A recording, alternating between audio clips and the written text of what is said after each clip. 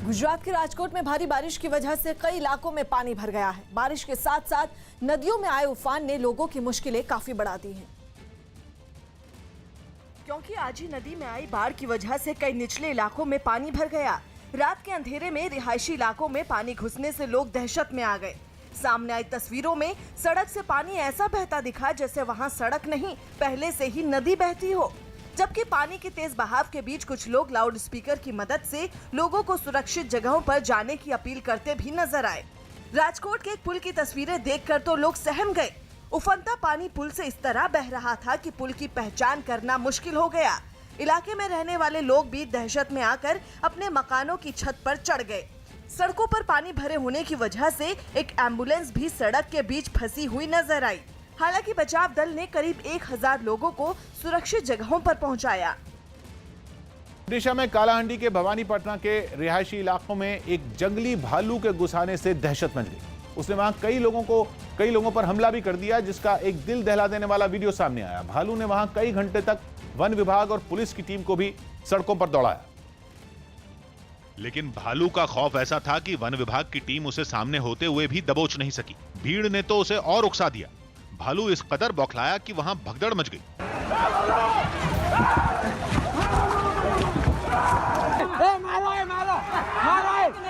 बचने के लिए लोग गाड़ियों और ट्रकों पर चढ़ गए। भीड़ को संभालने पहुंची पुलिस की टीम खुद भालू का शिकार बनते बनते बच गई। सामने आई तस्वीरों में जंगली भालू भीड़, पुलिस और वन विभाग की टीम को दौड़ाते हुए दिखा। इसी अफरा तफरी में उसने एक साइकिल सवार को दबोच लिया। इस मंजर ने तो लोगों के पसीने छुड़ा दिए।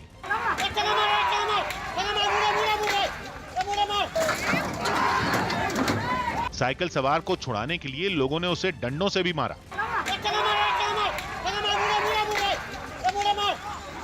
कुछ ही देर में भालू की दहशत आसपास के इलाकों में फैल गई, जिसके बाद वहां लोगों ने अपने घरों के खिड़की दरवाजे बंद कर दिए। भालू के डर से कई दुकानों के शटर भी नीचे गिरा दिए गए।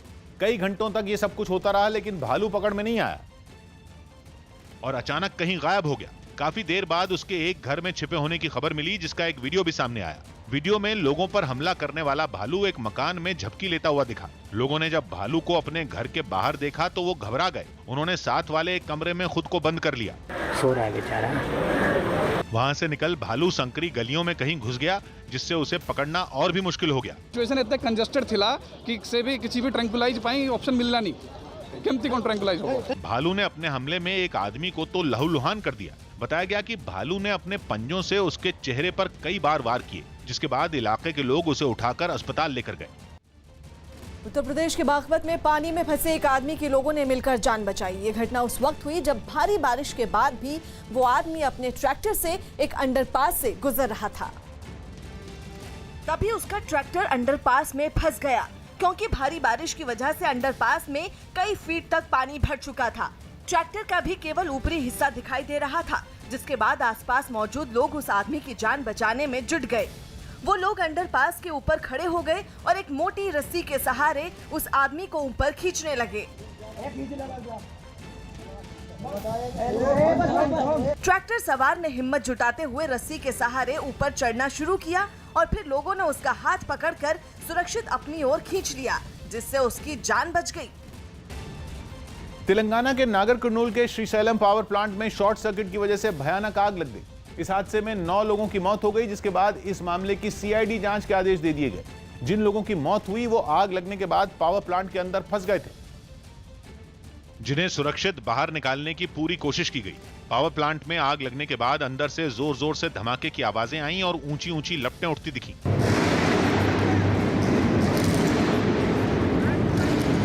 ये सिलसिला काफी देर तक चलता रहा। यही वजह रही कि रेस्क्यू ऑपरेशन के दौरान अंदर फंसे कर्मचारियों को बचाना चुनौती बन गया। जैसे ही आग बुझाने के लिए पानी की बौछार की गई, वहां शॉर्ट सर्किट होने लगा और चिंगारी निकलती दिखी, जिसके बाद एहतियात के तौर पर पावर प्लांट की पावर सप्लाई रोक दी गई। काफी जद्दोजहद के बाद आग पर तो काबू पा लिया गया, लेकिन चारों ओर धुआं ही धुआं दिखा, जिसकी वजह से अंदर जाना मुश्किल हो गया। मध्य प्रदेश के रायसेन जिले में भारी बारिश की वजह से उफान पर आए एक बरसाती नाले में एक ऑटो बह गया। बताया गया कि जिस वक्त यह हादसा हुआ, ऑटो में कई यात्री भी मौजूद थे। और ऑटो बरसाती नाले की चपेट में आकर बह गया। ऑटो के बहते ही उसमें बैठे यात्री तो कूदकर बाहर निकल गए, लेकिन उसका ड्राइवर अंदर ही फंसा रह गया, जिसके बाद आसपास के लोग उसे बचाने की कोशिश में दौड़ते हुए नजर आए। गुंजा भाई, अरे वो कूदा ही नहीं। पानी के तेज बहाव में ऑटो काफी दूर तक बहता चला गया और लोग उसमें फंसे एक आदमी को बचाने की कोशिश में पीछे पीछे दौड़ते रहे। काफी आगे जाकर ऑटो एक पेड़ में फंस गया, जिसके बाद उसमें मौजूद आदमी पेड़ पर चढ़ गया।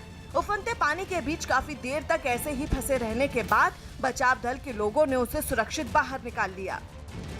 ईरान से जारी तनाव के बीच इजरायल ने जर्मनी के साथ साझा सैन्य अभ्यास किया। दावा किया गया कि ये दोनों देशों की वायुसेना का पहला साझा अभ्यास है, जिसमें दोनों देशों के कई लड़ाकू विमानों ने हिस्सा लिया। ड्यूरन नाम की जगह में हुए इस अभ्यास में इजरायल के F-16 और जर्मनी के यूरोफाइटर टाइफून शामिल हुए।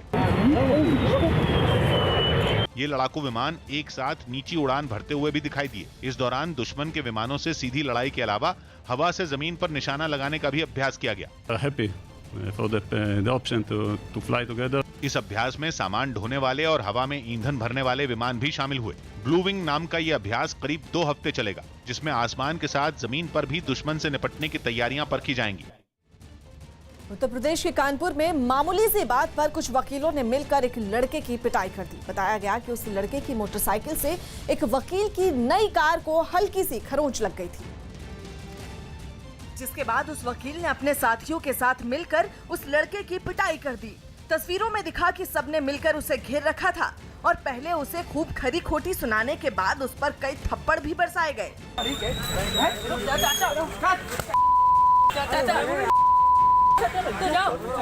हालांकि उस लड़के ने कई बार उन लोगों से माफी मांगी, लेकिन किसी ने उसकी बात नहीं सुनी। वहां मौजूद लोगों में किसी ने भी बीच बचाव करने की भी कोशिश नहीं की। इस मारपीट का वीडियो सोशल मीडिया पर भी वायरल हो गया। कोरोना संकट के बीच चुनाव आयोग ने बिहार में विधानसभा चुनाव करवाने की तैयारी कर ली और इसके लिए दिशा निर्देश भी जारी कर दिए गए, जिनके तहत नामांकन में सिर्फ 2 लोग और 2 गाड़ियां ले जाने की छूट होगी, जबकि उम्मीदवार जमानत की राशि ऑनलाइन भर सकेंगे। तो वहीं घर घर जाकर चुनाव प्रचार में उम्मीदवार समेत 5 लोग ही हिस्सा ले पाएंगे, लेकिन रैली और रोड शो के लिए गृह मंत्रालय और राज्यों के कोरोना पर जारी दिशा निर्देशों के तहत इजाजत मिलेगी। इसके अलावा चुनाव प्रक्रिया के दौरान सैनिटाइजर, दस्ताने, फेस शील्ड, मास्क और थर्मल स्कैनर का इस्तेमाल जरूरी होगा। यही नहीं, क्वारंटीन किए गए कोरोना मरीजों के लिए भी मतदान का प्रावधान है, जो वोटिंग के आखिरी घंटे में स्वास्थ्य अधिकारियों की मौजूदगी में वोट डाल सकेंगे। दिल्ली में होटल खोलने के आदेश जारी कर दिए गए। दिल्ली डिजास्टर मैनेजमेंट अथॉरिटी ने होटल खोलने के आदेश जारी कर दिए। हालांकि अभी कंटेनमेंट जोन में होटल खोलने की मंजूरी नहीं दी गई है। जो होटल खुलेंगे उन्हें केंद्र सरकार के दिशा निर्देशों का भी सख्ती से पालन करने के लिए कहा गया है। पाकिस्तान ने पुंछ में फिर सीज फायर तोड़ा और भारतीय चौकियों को निशाना बनाकर गोले दागे। रिहायशी इलाकों में भी पाकिस्तान की ओर से गोलाबारी की गई, जिसका भारतीय जवानों ने करारा जवाब दिया। कानपुर में एक लड़के पर धर्म बदलवाकर लड़की से शादी करने का आरोप लगा। मामले में इस लड़की के घर वालों ने दावा किया कि शहर में एक ऐसा गिरोह है जो लड़कियों के धर्म बदलवाकर उनसे शादी करता है। दावा यह भी है कि कुछ दिन पहले इस गिरोह के 5 और लोगों ने इसी तरह शादी की थी। अब मामला सामने आने के बाद राज्य सरकार ने जांच के आदेश दे दिए। आंध्र प्रदेश के कृष्णा जिले से पुलिस ने अवैध शराब की 2500 से ज्यादा बोतलें जब्त कर ली। उन्हें एक कार में छिपाकर ले जाया जा रहा था, लेकिन पुलिस ने चेकिंग के दौरान पकड़ लिया। इस दौरान शराब तस्करी का एक आरोपी गिरफ्तार कर लिया गया, जबकि दूसरा पुलिस को चकमा देकर भागने में कामयाब रहा। पहाड़ों पर हो रही बारिश की वजह से उत्तर प्रदेश के मुरादाबाद में कई नदियां उफान पर हैं। नदियों का जलस्तर बढ़ने से जिले के कई इलाकों में बाढ़ जैसे हालात पैदा हो गए हैं, जिसके बाद लोगों को एक जगह से दूसरी जगह जाने के लिए भी नाव का सहारा लेना पड़ा। सामने आई एक तस्वीर में कुछ लोग एक नाव पर अपनी फसल को ले जाते हुए दिखाई दिए। चारों तरफ पानी ही पानी दिखाई दिया। कई इलाके तो पानी में डूबने से दूसरे इलाकों से पूरी तरह से कट गए। जिले के एक रेलवे स्टेशन के आसपास भी जल जमाव नजर आया। बताया गया कि सड़कों पर पानी होने की वजह से कोई भी आदमी स्टेशन तक नहीं पहुंच पा रहा। एक इलाके में तो सड़क पर पानी इतना भर गया कि गाड़ियों के पहिए उसमें डूब गए। अंडरपास की हालत तो और भी ज्यादा खराब नजर आई। राजस्थान के जोधपुर में एक आरोपी की ओर से दी गई पार्टी में शामिल होने पर कई जेल कर्मी घिर गए। आरोप है कि पूनम सिंह नाम के आरोपी ने जेल की एक सुरक्षा कर्मी के जन्मदिन की खुशी में यह पार्टी दी थी। जिसका एक वीडियो भी सामने आया जिसमें कुछ महिलाएं एक हॉल में संगीत की धुन पर डांस करती हुई दिखाई दी। इस पार्टी में जोधपुर सेंट्रल जेल की 12 सुरक्षा कर्मी भी शामिल दिखी। बताया गया कि बेल पर जेल से छूटे आरोपी के बुलावे पर ये लोग पार्टी का हिस्सा बनी।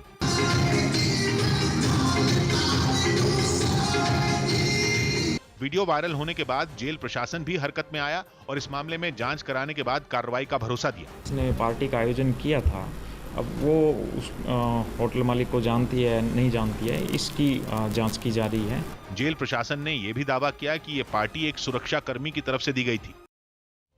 मध्य प्रदेश के बैतूल में एक कुत्ते को घुमाने पर हुए विवाद में एक आदमी ने महिला से मारपीट की। बताया गया कि मारपीट करने वाले लोग इलाके के पार्षद के परिवार के लोग थे, जो कुत्ते की वजह से हुए विवाद में महिला के घर पहुंच गया और मारपीट शुरू कर दी।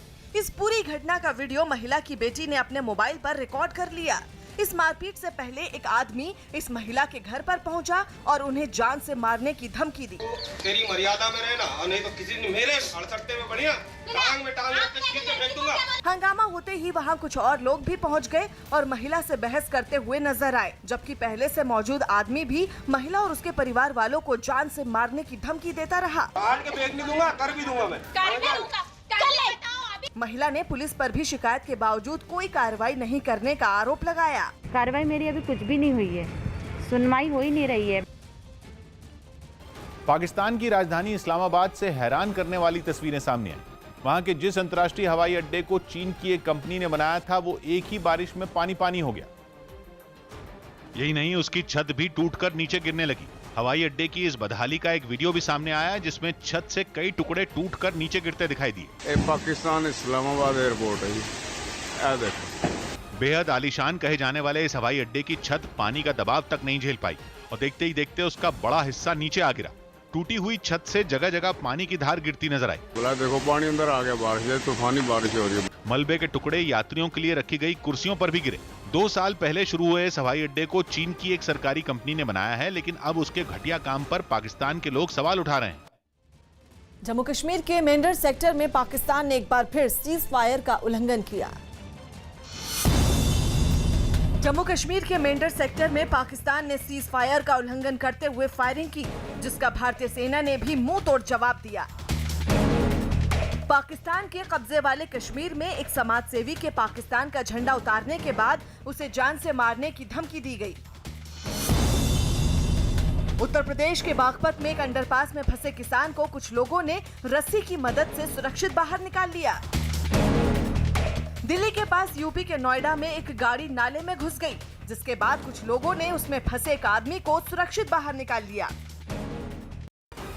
सुप्रीम कोर्ट की तरफ से हरी झंडी दिखाने के बाद जांच एजेंसी सीबीआई ने सुशांत मौत मामले की जांच के पहले दिन मुंबई पुलिस के 4 बड़े अधिकारियों से कड़ी पूछताछ की, जो इस मामले की जांच से जुड़े हुए थे। इसके लिए सीबीआई की 5 टीमों ने केस से जुड़े अलग अलग पहलुओं की तहकीकात पर काम करना शुरू किया, जिनमें एक टीम बांद्रा पुलिस स्टेशन पहुंची, जहां मुंबई पुलिस ने सुशांत मामले से जुड़े सभी दस्तावेज और उनका जरूरी सामान जैसे मोबाइल फोन और लैपटॉप सीबीआई को सौंप दिया। मुंबई के कलीना में भी सीबीआई की एक टीम सुशांत के कुक नीरज को पूछताछ के लिए भारतीय वायुसेना के गेस्ट हाउस लेकर पहुंची। इसी गेस्ट हाउस में 15 सदस्यों वाली सीबीआई टीम ठहरी है। कहा जा रहा है कि आने वाले दिनों में कुछ और अधिकारी इस टीम के साथ जुड़ सकते हैं। डीसीपी ऑफिस के ठीक बगल में पुलिस स्टेशन है, बांद्रा पुलिस स्टेशन, जहां पर मामला रजिस्टर हुआ था। जो इन्वेस्टिगेशन ऑफिसर हैं वो इस पुलिस स्टेशन में है, उनके आयोग के पास पहुंची है। जांच के पहले दिन सीबीआई सुशांत के बांद्रा वाले घर भी पहुंची। इसके अलावा सीबीआई ने दीपेश सावंत से भी पूछताछ की, जो सुशांत सिंह का करीबी बताया जाता है। और ऐसा भी कहा जा रहा है कि वो सुशांत की मौत वाले दिन बांद्रा के घर में ही मौजूद था। खबरें हैं कि सीबीआई की उन सभी लोगों पर नजर है जो मौत से पहले सुशांत के साथ थे। इनमें सिद्धार्थ पिठानी और संदीप सिंह भी शामिल हैं, जिनसे मुंबई पुलिस ने भी लंबी पूछताछ की। सीबीआई सुशांत मामले में 2 पहलुओं की जांच में जुटी। सबसे पहले वो ये पता लगाएगी कि क्या सुशांत ने आत्महत्या की थी, और दूसरा पहलू घटना के पीछे का मकसद है, जिसकी तफ्तीश में अब सीबीआई जुट गई। हालांकि सुशांत की विसरा रिपोर्ट में जहर देने की बात की पुष्टि नहीं हुई। खबरें हैं कि रिया चक्रवर्ती भी सीबीआई के रडार पर है। हालांकि सीबीआई रिया को गिरफ्तार करेगी या नहीं, इस पर अब तक कुछ साफ नहीं हो पाया। लेकिन खबरें हैं कि सीबीआई सुशांत और पूर्व मैनेजर दिशा सालियान की खुदकुशी मामले के आपस में जुड़े होने के दावों की भी जांच कर सकती है। इस वक्त की बड़ी खबर आपको बता दें, देश की राजधानी दिल्ली में मुठभेड़ के बाद आईएसआईएस का एक आतंकी गिरफ्तार हुआ है। इस वक्त की बड़ी खबर, दिल्ली में आईएसआईएस का एक आतंकी गिरफ्तार हुआ है। मुठभेड़ के बाद इसको गिरफ्तार कर लिया गया है। और आनंद तिवारी हमारे सहयोगी इस वक्त फोन लाइन पर मौजूद हैं। आनंद, इस गिरफ्तारी की और क्या जानकारी? जी देखिए, फरा अबू यूसुफ इस आतंकवादी का नाम है। आईएसआईएस मॉड्यूल का ये एक आतंकवादी और आईईडी यानी विस्फोटक के साथ इसको गिरफ्तार किया गया है। जो धौला कुआं से करोलबाग की तरफ जाते हैं वहां पर ये देर रात इनकाउंटर हुआ स्पेशल सेल का और उसके बाद इसको गिरफ्तार करने में कामयाबी स्पेशल सेल को मिली है। एक बड़े ऑपरेशन का यह हिस्सा था और कई बड़ी साजिश को अंजाम देने के लिए ये जो आतंकी आईएसआईएस के ये काफी वक्त से दिल्ली में अपने हाइड आउट तलाश रहे थे और उसके बाद इनको स्पेशल सेल ने ट्रेस किया कॉल डिटेल और सर्विलांस के जरिए और उसके बाद एक गिरफ्तारी हुई है। अभी जो स्पेशल सेल के अधिकारियों से जो जानकारी मिली कि कुछ और जो संदिग्ध हैं वो दिल्ली में छुपे हो सकते हैं, जिसको लेकर लगातार स्पेशल सेल की टीम जो है वो कुछ ठिकानों पर रेड कर रही है। जी, आरजेडी नेता तेज प्रताप यादव हाल ही में जेडीयू में शामिल हुए अपने ससुर चंद्रिका राय पर भड़क गए। खबर है कि चंद्रिका राय बिहार की महुआ विधानसभा सीट से तेज प्रताप के खिलाफ चुनाव लड़ सकते हैं। इसको उतारना उतार ले, कौन चंद्रिका राय कौन फंद्रिका राय, उससे हमको क्या मतलब है? उनका कोई हैसियत औकात है क्या हमारे सामने खड़ा होने का? औकात है तो आइए हमारे गेट पे फरिया लेते हैं। अमेरिका के अटलांटा में एक इमारत में भीषण आग लग गई। यह हादसा जिस इमारत में हुआ वहां कई लोगों के मकान थे, जिनमें अचानक आग की ऊंची लपटें उठती हुई नजर आईं। आग इतनी भीषण थी कि कुछ ही देर में इमारत के चारों तरफ फैल गई। आग से उठ रहा धुएं का गुबार पूरे इलाके में फैल गया, जिसके बाद दमकल की कई गाड़ियां वहां पहुंची और आग बुझाने में जुट गईं। लेकिन इस काम में कई घंटों का वक्त लग गया।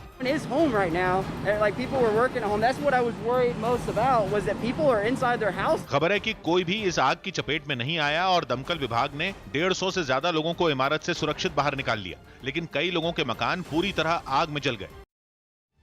एक्टर सुशांत सिंह राजपूत की ऑटोप्सी रिपोर्ट की जांच के लिए सीबीआई ने एम्स के डॉक्टरों की एक टीम बनाई है। इस टीम में एम्स के 4 डॉक्टर शामिल हैं। इस टीम का नेतृत्व डॉक्टर सुधीर गुप्ता करेंगे। डॉक्टरों की ये टीम ऑटोप्सी रिपोर्ट की जांच करेगी और इस पर अपनी राय देगी। एक्टर सुशांत सिंह राजपूत मामले में सुप्रीम कोर्ट ने केस की कमान सीबीआई के हाथों में सौंपी है।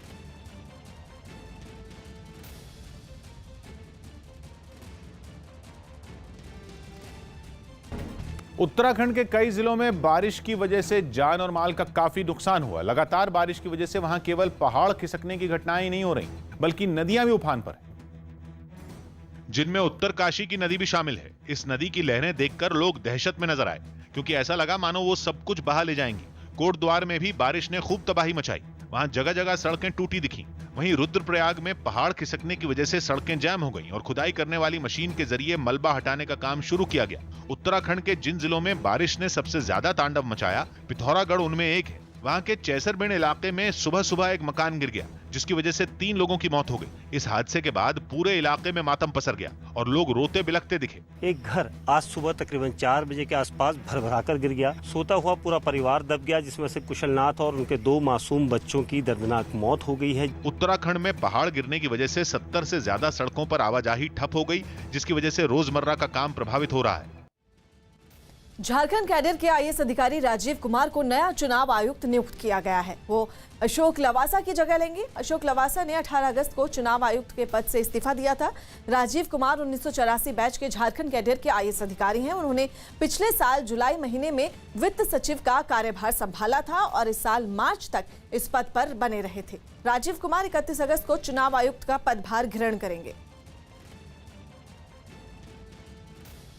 ताइवान की राजधानी ताइपे में कोरोना संकट के बीच एक रोबोट शो शुरू हो गया। महामारी की वजह से दुनिया भर में रोबोट्स की मांग जोर पकड़ रही है। ऐसे में रोबोट शो में ज्यादातर ऐसे रोबोट्स की झलक देखने को मिली जो फैक्ट्रियों में मजदूरों की जगह ले सके। जिनमें ये रोबोट तो कमाल का दिखा। ये स्मार्ट रोबोट कांच की दीवार पर उल्टा लिखता हुआ नजर आया। इसकी सुंदर लिखावट देखकर रोबोट शो में पहुंचे लोग भी दंग रह गए। वहीं एक दूसरा रोबोट चीजें बीनता हुआ दिखा। अलग अलग तरह के कई रोबोट फुर्ती से काम करते और इधर उधर मंडराते नजर आए। 4 दिनों तक चलने वाले इस रोबोट शो में 750 से भी ज्यादा कंपनियों ने अपने रोबोट्स की प्रदर्शनी लगाई है। असम से लेकर गुजरात तक बारिश ने और बाढ़ ने हाहाकार मचा रखा है। गुजरात के कच्छ में एक ट्रैक्टर बाढ़ में बह गया। बताया गया कि ट्रैक्टर पर 3 लोग सवार थे जिन्होंने तेज बहाव में ट्रैक्टर को निकालने की कोशिश की, लेकिन वो पानी के तेज बहाव में बह गए, जिसके बाद आसपास के लोगों ने ट्रैक्टर पर बैठे लोगों की जान बचाई। फेसबुक विवाद में शशि थरूर के बाद बीजेपी ने कांग्रेस नेता मनीष तिवारी को घेरा। पार्टी के आईटी सेल के प्रमुख अमित मालवीय ने मनीष तिवारी पर निशाना साधते हुए एक ट्वीट किया और आरोप लगाया कि उन्होंने अमेरिका में एक लॉबिस्ट को अपना सलाहकार नियुक्त किया है। लॉबिस्ट का काम किसी भी कंपनी को अपने पक्ष में काम करने के लिए तैयार करना होता है, जिसके लिए वो अपने प्रभाव का इस्तेमाल करता है। अमेरिका में लॉबिंग आम बात है और वहां इसके लिए कानून भी है, लेकिन भारत में ऐसा नहीं है और इसीलिए बीजेपी ने मनीष तिवारी के फेसबुक के अधिकारियों को लिखे एक खत का हवाला देते हुए उन्हें घेरा, क्योंकि चिट्ठी में उन्होंने लिखा था कि अगर फेसबुक चाहे तो वो अमेरिका में उनके सलाहकार भरत गोपाल स्वामी से संपर्क कर सकता है। बीजेपी ने जैसे ही आरोप लगाया, मनीष तिवारी ने भी ट्विटर पर जवाब दिया और कहा कि भरत गोपाल स्वामी एक भारतीय हैं और वो बिना पैसे लिए उन्हें सलाह देते। केंद्रीय स्वास्थ्य मंत्री ने अगले साल कोरोना का टीका आने की उम्मीद जताई। स्वास्थ्य मंत्री हर्षवर्धन ने दावा किया कि अगर सब कुछ ठीक रहा तो 2021 की शुरुआत में कोरोना के टीके का इस्तेमाल शुरू हो जाएगा। हर्षवर्धन ने यह दावा एक अखबार को दिए इंटरव्यू में किया। केरल के मलप्पुरम में कुछ लोगों पर एक गर्भवती जंगली भैंस की हत्या करने का आरोप लगा। इस मामले में पुलिस ने 5 आरोपियों को गिरफ्तार कर लिया। साथ ही उनके पास से 25 किलो मांस भी जब्त करने का दावा किया गया। आंध्र प्रदेश के पूर्वी गोदावरी जिले में एक नाव नदी में 2 हिस्सों में टूट गई, जिसके बाद उस पर सवार 4 लोग पानी में बह गए। हालांकि इस हादसे में 3 लोगों को बचा लिया गया, लेकिन एक आदमी लापता है। ये नाव बाढ़ प्रभावित इलाकों के लिए भेजी गई थी ताकि वहां के लोगों को सुरक्षित जगह पर लाया जा सके, और उससे पहले ही पुल से टकराने के बाद ये नाव हादसे का शिकार हो गई।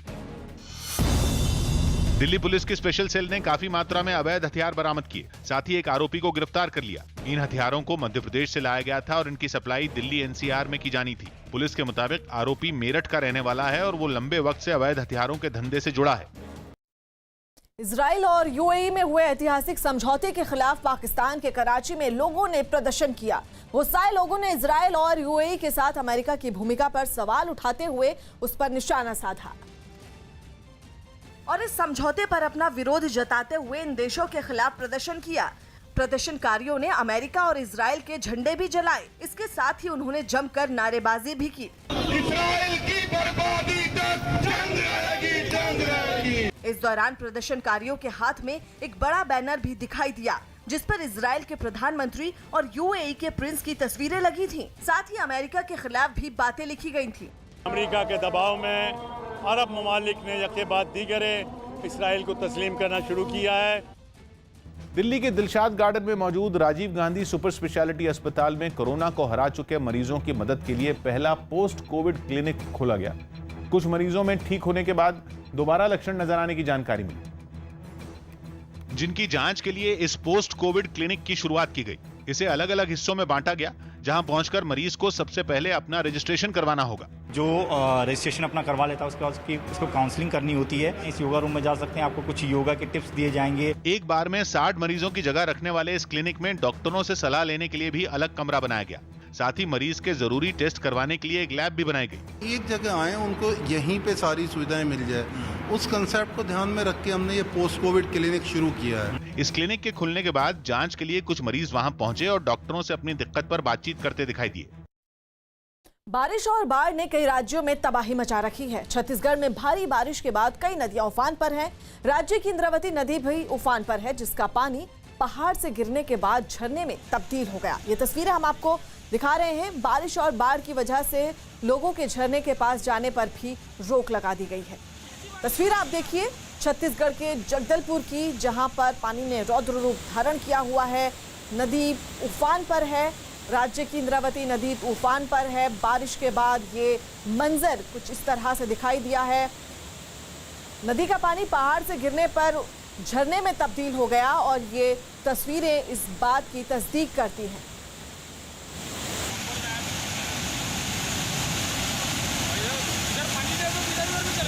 यूरोपीय देश बेलारूस की राजधानी मिन्स्क में हाल ही में प्रदर्शनकारियों पर हुई हिंसा की घटना के खिलाफ सैकड़ों महिलाओं ने प्रदर्शन किया।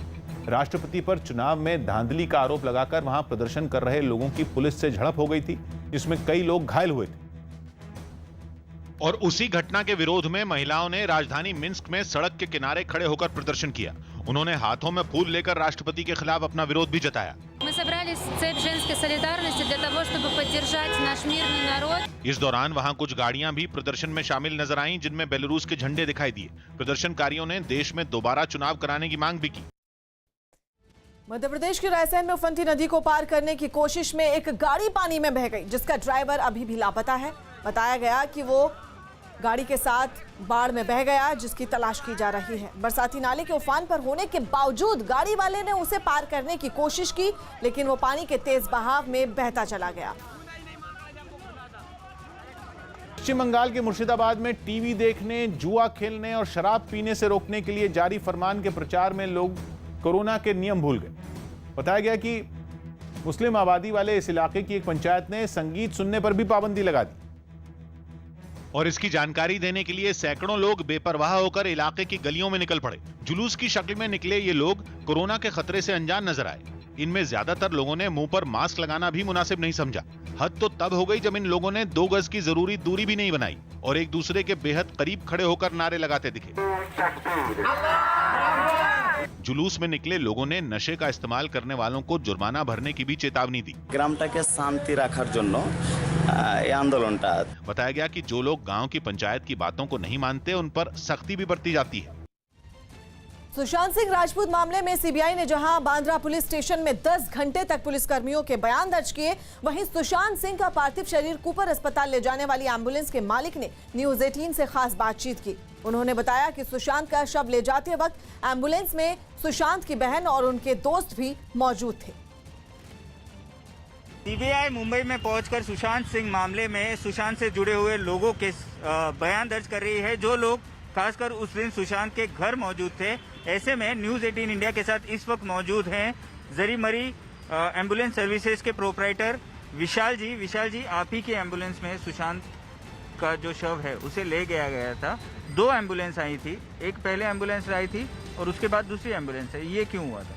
जी सर, वो जो मैंने पहले एम्बुलेंस भेजा था उसका जो स्ट्रेचर होता है उसका व्हील थोड़ा ख़राब हो चुका था, इसके लिए पहला वाला एम्बुलेंस भेज के नया वाला एम्बुलेंस बुलाया गया था सर। उस समय सुशांत के साथ और कौन था उस एम्बुलेंस में, और कूपर अस्पताल में कौन आया था? उनकी बहन थी और उनके मैनेजर वहाँ पे मौजूद थे और बहुत सारी पुलिस थी वहाँ पर।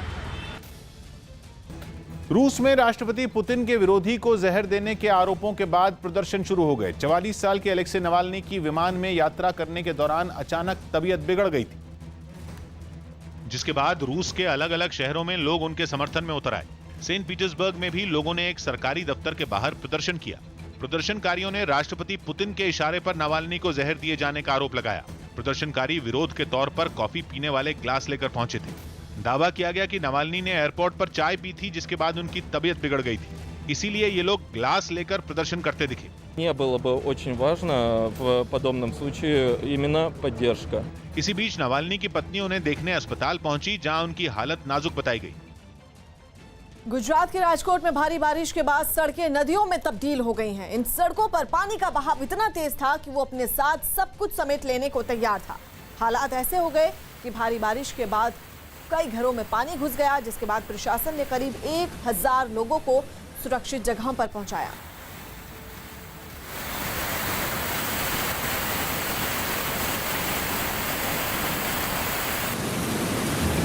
कोरोना संकट के बीच गुजरात के गांधीनगर रेलवे स्टेशन के ऊपर 5 स्टार होटल बनकर लगभग तैयार है। ये देश का पहला ऐसा होटल है जो रेलवे ट्रैक के ऊपर बनाया गया, जिसमें लोगों के ठहरने के लिए 300 कमरे बनाए गए हैं। साथ ही दुकानें और फूड कोर्ट भी बनाया गया है, जिससे रेलवे को अपनी आमदनी बढ़ाने में मदद मिलेगी। इसके अलावा 600 लोगों के बैठने के लिए एक बड़ा हॉल भी वहां बनाया गया। इस 5 स्टार होटल के इस साल दिसंबर तक शुरू होने की उम्मीद है। फिल्म बेल बॉटम की शूटिंग लंदन में शुरू हो गई। अक्षय कुमार ने अपनी अगली फिल्म बेल बॉटम की शूटिंग लंदन में शुरू कर दी। इसकी जानकारी उन्होंने सोशल मीडिया पर एक वीडियो शेयर कर दी। इस वीडियो में उन्होंने कोरोना के नियमों के साथ शूटिंग करने की बात कही। इस फिल्म में अक्षय के अलावा लारा दत्ता, हुमा कुरैशी और वाणी कपूर भी हैं, जो इस वक्त लंदन पहुंची हुई हैं। Lights, camera, mask on, action.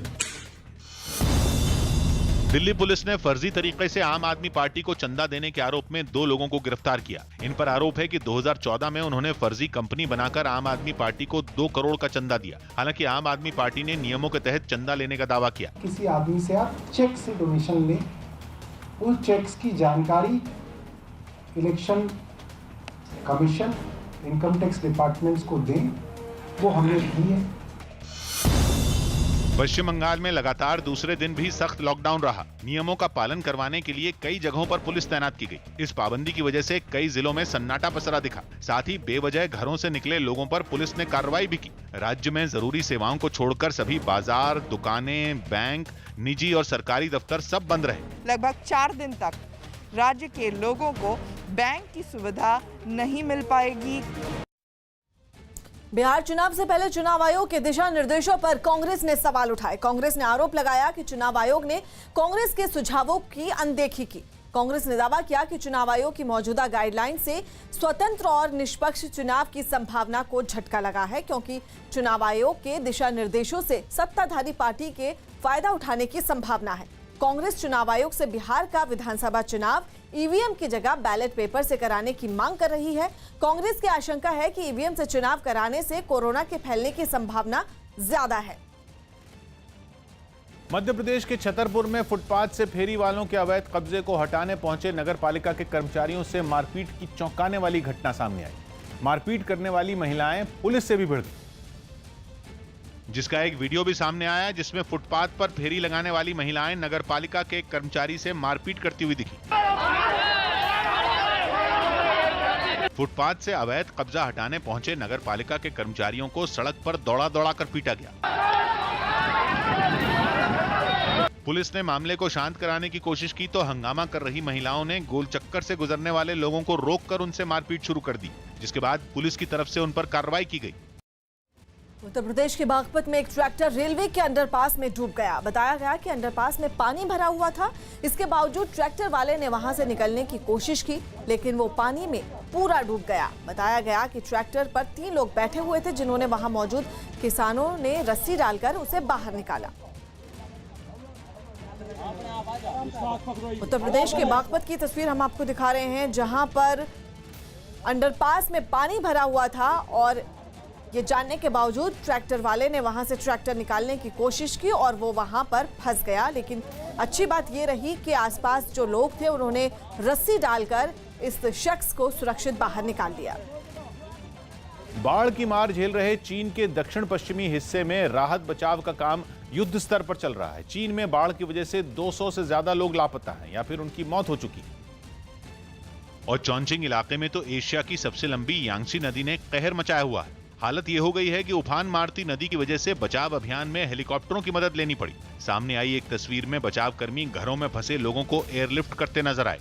एक घर से तो एक मरीज को स्ट्रेचर पर अस्पताल पहुंचाया गया। चीन का सिचुआन प्रांत भी बाढ़ की वजह से पानी पानी नजर आया। बचाव कर्मी बाढ़ प्रभावित अलग अलग इलाकों से सैकड़ों लोगों को सुरक्षित बाहर निकालते दिखे। वहां से सामने आए एक वीडियो में एक मकान नदी में गिरकर उसके तेज बहाव में ऐसे बिखर गया मानो मिट्टी का कोई खिलौना हो। सिचुआन में बाढ़ ने इतना तांडव मचाया कि वहां पहली बार सबसे हाई लेवल का इमरजेंसी अलर्ट जारी करना पड़ा। वहीं लगातार हो रही तेज बारिश की वजह से एक इलाके में जमीन खिसकने से 8 लोग लापता हो गए। पहाड़ों पर हो रही लगातार बारिश ने मैदानी इलाकों में रहने वाले लोगों की मुश्किलें बढ़ा दी हैं। पहाड़ों पर हो रही बारिश की वजह से यूपी की कई नदियां उफान पर हैं, जिसकी वजह से कई इलाकों में बाढ़ के हालात बने हुए हैं। यूपी के मुरादाबाद की ढेला नदी के उफान पर आने के बाद सड़कें पूरी तरह से पानी में डूब गई और इसके साथ ही किसानों की फसलों को भी काफी नुकसान पहुंचा है। पहाड़ों पर हो रही लगातार बारिश के बाद जो मुरादाबाद के निचले ग्रामीण इलाके हैं वहां बरसात का पानी भरने लगा है। बाढ़ जैसे हालात पैदा हो गए हैं। किसानों की जो फसल धान के खेत में थी वो भी अब डूबने लगी है। ये एक रेलवे स्टेशन है, आप देखेंगे रेलवे स्टेशन पे 24 घंटे में 2 ट्रेनें आती हैं। वो ट्रेनें भी अब जो आएंगी तो उन्हें यहाँ पर यात्री नहीं मिलेंगे। जो स्टेशन के पास का मुख्य सड़क है वो पूरी तरह पानी में डूब चुकी है। चारों तरफ जो खेत हैं, धान की फसलें हैं, वो पूरी तरह पानी में डूब चुकी हैं। एमपी के इंदौर में गहनों की एक दुकान में घुसे बदमाश ने दुकानदार की आंख पर मिर्च का पाउडर झोंककर गहने लूटने की कोशिश की। बताया गया कि ये बदमाश गहने खरीदने के बहाने दुकान में पहुंचा।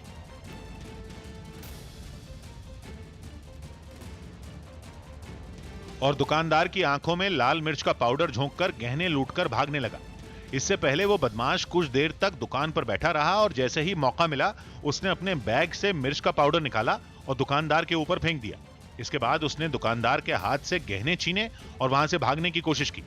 दुकानदार के शोर मचाने पर दुकान का ही एक और कर्मचारी वहां पहुंचा और उस बदमाश को पकड़ने लगा। हालांकि कई कोशिशों के बाद भी बदमाश वहां से भाग नहीं सका और उसे पकड़ लिया गया। उसने भागने का प्रयास किया तो जितने लोग थे जनता थी उन्होंने उसको पकड़ा। दिन दहाड़े लूट की इस घटना पर दुकानदारों ने काफी नाराजगी जताई और पुलिस से ऐसी घटनाओं पर रोक लगाने के लिए सख्त कार्रवाई की मांग की। दिल्ली हिंसा के आरोपी को लाने दिल्ली पुलिस की टीम असम पहुंची। दिल्ली हिंसा के आरोपी शर्जिल इमाम को लाने के लिए पुलिस की एक टीम असम पहुंची। कर्नाटक के कोप्पल में लॉकडाउन के नियम तोड़कर एक मंदिर में रथ यात्रा निकालने और तोड़फोड़ करने के आरोप में पुलिस ने 50 लोगों पर केस दर्ज किया। शिवसेना के मुखपत्र सामना में आर्थिक तंगी, एयर इंडिया और रेलवे को बेचने के फैसले पर सवाल उठाते हुए केंद्र सरकार पर हमला बोला। गुजरात के सूरत में कोरोना को हराकर लौटे पुलिस के जवानों ने अपना प्लाज्मा दान किया। दिल्ली के पास गुरुग्राम में भारी बारिश के बाद झुके एक मकान को एक दिन बाद गिराने का काम शुरू कर दिया गया। जल जमाव की वजह से ढहने की कगार पर पहुंचे इस मकान को प्रशासन ने गिराने का फैसला लिया, जिसके बाद उसे तोड़ने का काम शुरू हो गया। इस मकान के अचानक ढहने और उसकी चपेट में आकर आसपास के मकानों को नुकसान होने की आशंका को देखते हुए उसे 2 क्रेनों का सहारा दिया गया और उसके बाद उसे तोड़ने का काम शुरू किया गया। भारी बारिश के बाद जो नुकसान हुआ उसकी एक बड़ी वजह ये रही कि जो पानी है वो इसकी जो नीचे की नींव है उनमें चला गया और उसके बाद ये मकान एक तरफ झुक गया और उसके बाद 2 जेसीबी की मदद से सपोर्ट दी इस मकान को ताकि ये मकान और ज्यादा ना झुके। इस 5 मंजिला इमारत को एक साथ गिराने पर आसपास के मकानों को भी नुकसान पहुंच सकता था और यही वजह रही कि इमारत की सबसे ऊपरी मंजिल से धीरे धीरे उसे तोड़ने का काम शुरू किया गया। हालांकि फिर भी एहतियात के तौर पर आसपास की कई इमारतें पहले ही खाली करा ली गईं।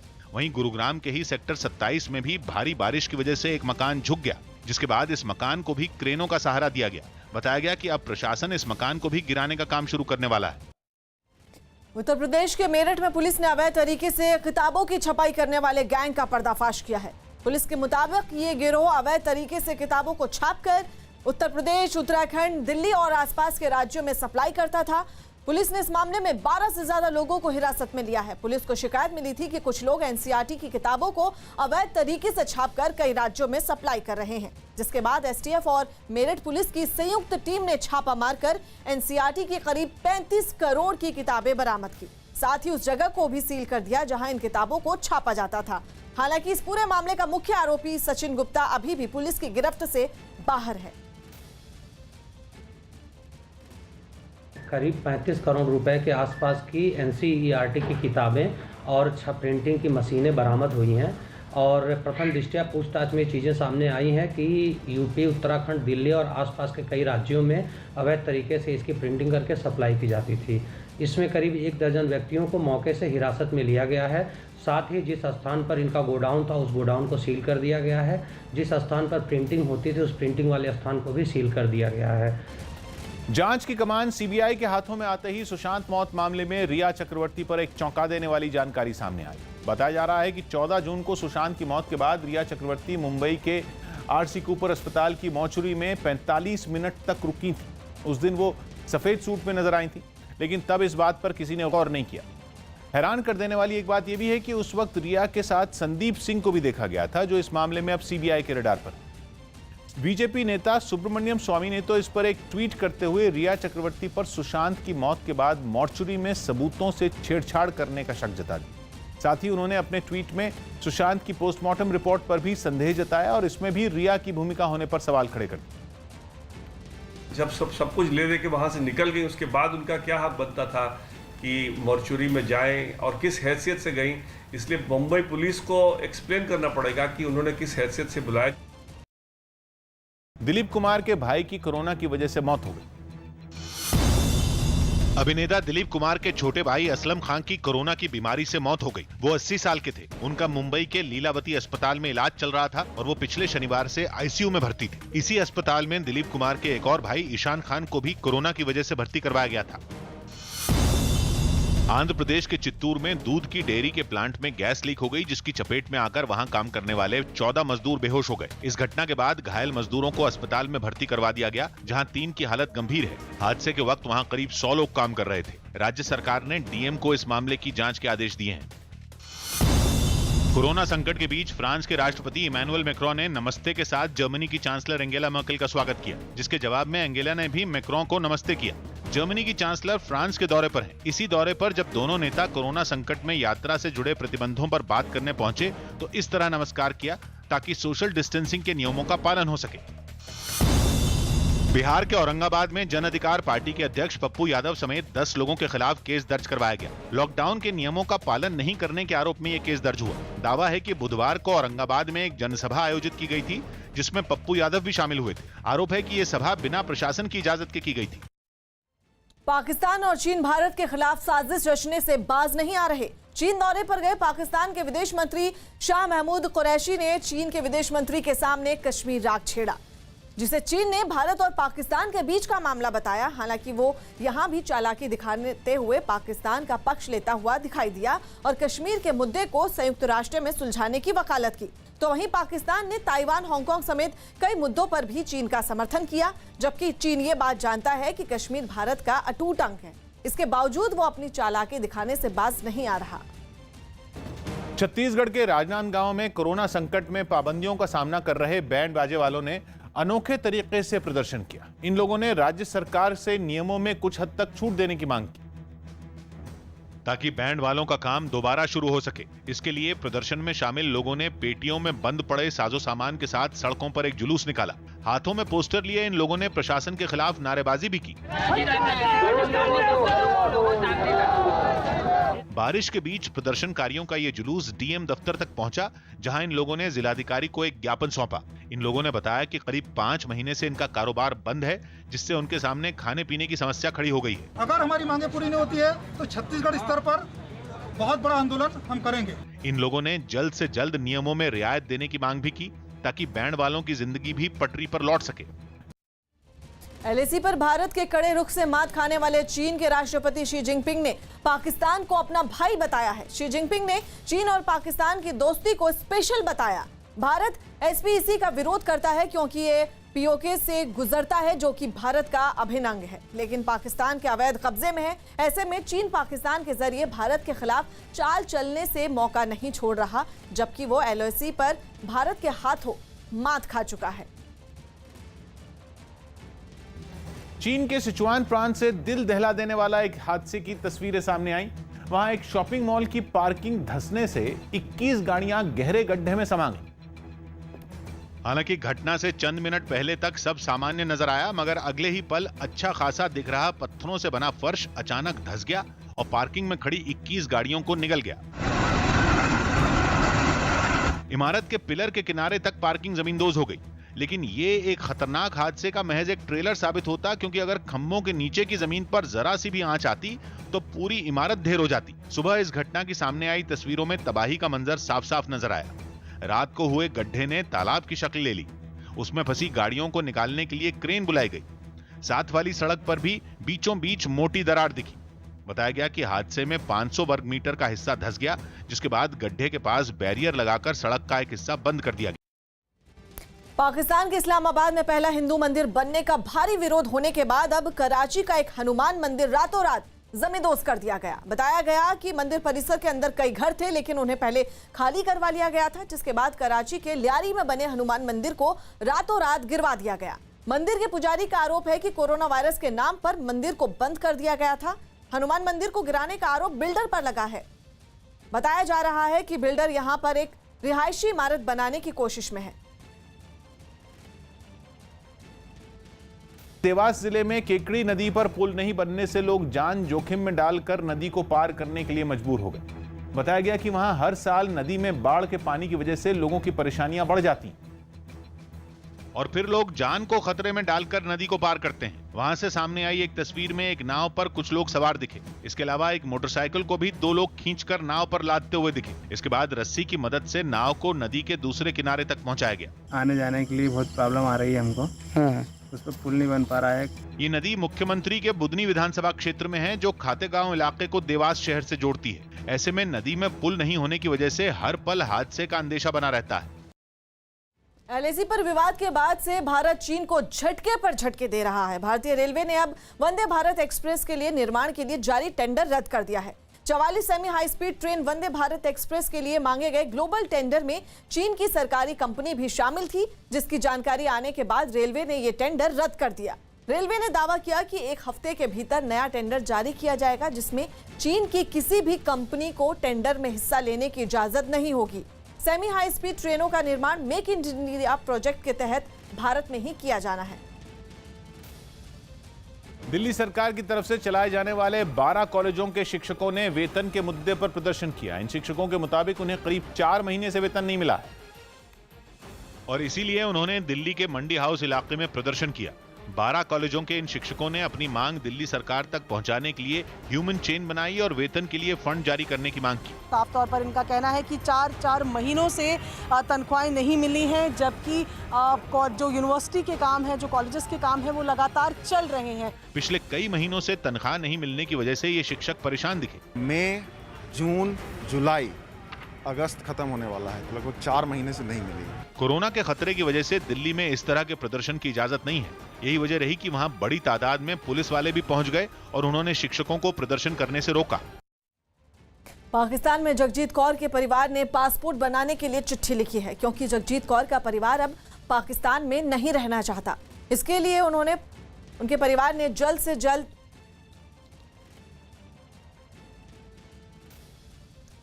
पासपोर्ट बनवाने की मांग की है और यह भी लिखा है कि पाकिस्तान में अल्पसंख्यकों के साथ भेदभाव किया जा रहा है और एक ऐसा वक्त आएगा जब पाकिस्तान में अल्पसंख्यक ही नहीं रहेंगे।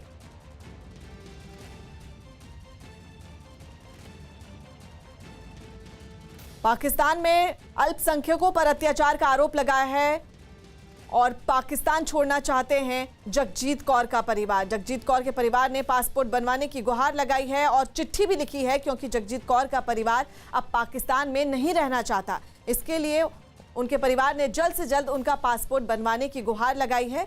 जगजीत कौर वही लड़की हैं जिनका कट्टरपंथियों ने अपहरण किया और जबरन धर्म परिवर्तन करवा दिया था और उनका निकाह भी पढ़वाया गया था, जिसके बाद हाईकोर्ट ने भी उसे उसके पति के साथ रहने का आदेश दिया था। जगजीत कौर के परिवार ने ननकाना साहिब के डीसीओ को एक चिट्ठी में लिखा है कि पाकिस्तान में अल्पसंख्यकों पर अत्याचार हो रहा है और वो दिन दूर नहीं जब पाकिस्तान में अल्पसंख्यक नहीं रहेंगे। भारी बारिश और नदियों में उफान की वजह से मध्य प्रदेश और छत्तीसगढ़ के 54 जिले बाढ़ की चपेट में आ गए। बाढ़ के कारण दोनों ही राज्यों के करीब 250 गांवों का जिला मुख्यालय से संपर्क टूट गया और छत्तीसगढ़ का सुकमा जिला तो टापू में ही बदल गया, जहां शबरी नदी की खलबली इलाके में दहशत बनकर फैल गई। और जब नदी ने ऐसा हाहाकारी रूप लिया तो सुकमा के 200 गांवों का संपर्क जिला मुख्यालय से टूट गया, जिससे नेशनल हाईवे पर 5 फीट बाढ़ का पानी आ गया और सड़क पर नाव चलाने की नौबत आ गई। जाहिर है, जब 2 राज्यों को जोड़ने वाली सड़क नदी में बदल जाए तो जगह जगह लंबा जाम लगना ही था और ऐसा ही हुआ। हालांकि शबरी नदी में अचानक आए उफान से दफ्तर गए लोग फंस गए, जिन्हें घर पहुंचाने के लिए नाव की मदद ली गई। इमरजेंसी सर्विसेज की जो बोट है इनको बुलाया गया है। बाढ़ से जो हाल छत्तीसगढ़ का हुआ वही मध्य प्रदेश में भी नजर आया, जहां शाजापुर में पानी ने नदियों का दायरा लांघा तो सड़कें तो नदी बनी ही गई, साथ ही रिहायशी इलाके जल भराव की वजह से तालाब जैसे दिखने लगे। हालांकि शाजापुर के जिन इलाकों में इस साल कम बारिश हुई थी, वहां हल्की बरसात से कई लोग खुश नजर आए, भले ही नदियों के पानी ने उनकी मुश्किलें बढ़ा दी। गुजरात के राजकोट में भारी बारिश की वजह से कई इलाकों में पानी भर गया। बारिश के साथ साथ नदियों में आए उफान ने भी लोगों की मुश्किलें बढ़ा दी।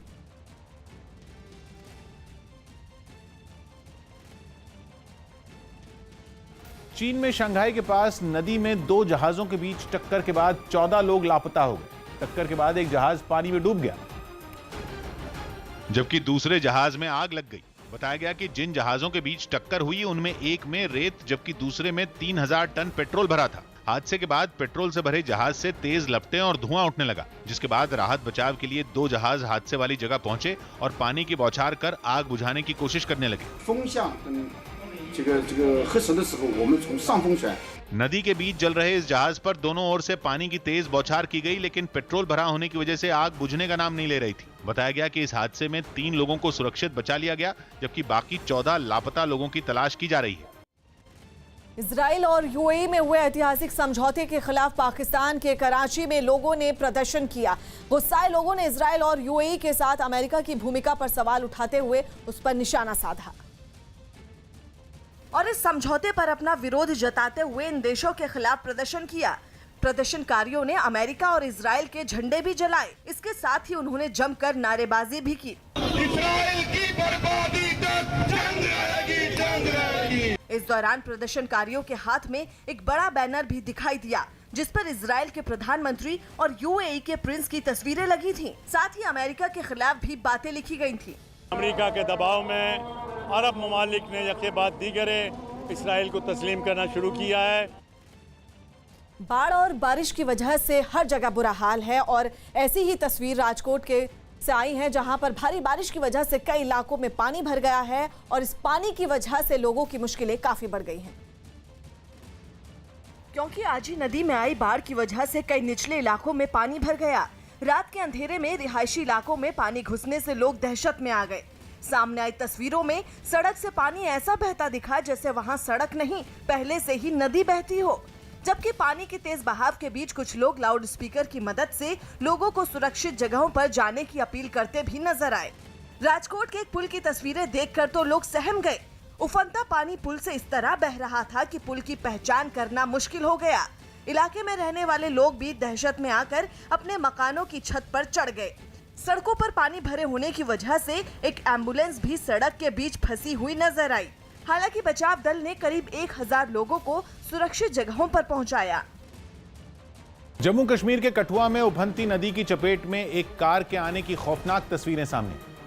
बताया गया कि भारी बारिश की वजह से इस नदी का जलस्तर अचानक बढ़ गया और वहीं पास से गुजर रही एक कार नदी में पानी बढ़ने से उसकी चपेट में आ गई, जिसे मझधार में फंसा देखकर उसके आसपास मौजूद लोग घबरा गए और वहां चीख पुकार मच गई। इससे पहले कि ये लोग कुछ कर पाते, पानी का बहाव तेज होने की वजह से ये कार देखते ही देखते पलट गई। कार का बोनट और एक दरवाजा भी पानी के लगातार टकराने की वजह से खुल गया। यहाँ तक कि वो नदी में कुछ दूरी तक रेत की तरह बहती चली गई। हालांकि नदी में पानी कम होने के बाद खुदाई करने वाली मशीन की मदद से उसे वहां से बाहर निकाला गया। उत्तर प्रदेश के बागपत में पानी में फंसे एक आदमी की लोगों ने मिलकर जान बचाई। ये घटना उस वक्त हुई जब भारी बारिश के बाद वो आदमी अंडरपास से अपना ट्रैक्टर गुजारने की कोशिश कर रहा था। तभी उसका ट्रैक्टर अंडरपास में फंस गया, क्योंकि भारी बारिश की वजह से अंडरपास में कई फीट तक पानी भर चुका था।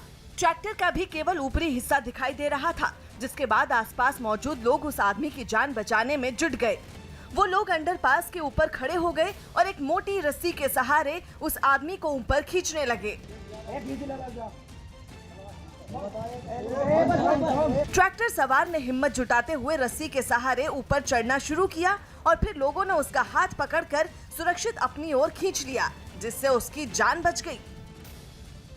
पंजाब में जहरीली शराब से 100 से ज्यादा लोगों की मौत को मुद्दा बनाने वाली बीजेपी एक बार फिर सड़कों पर उतरी और चंडीगढ़ में विरोध प्रदर्शन किया। इस बार पंजाब बीजेपी के अध्यक्ष सहित राज्य के तमाम बड़े नेता प्रदर्शन में शामिल हुए और बारिश होने के बावजूद मुख्यमंत्री अमरिंदर सिंह का घेराव करने के लिए उनकी घर की तरफ बढ़ते नजर आए।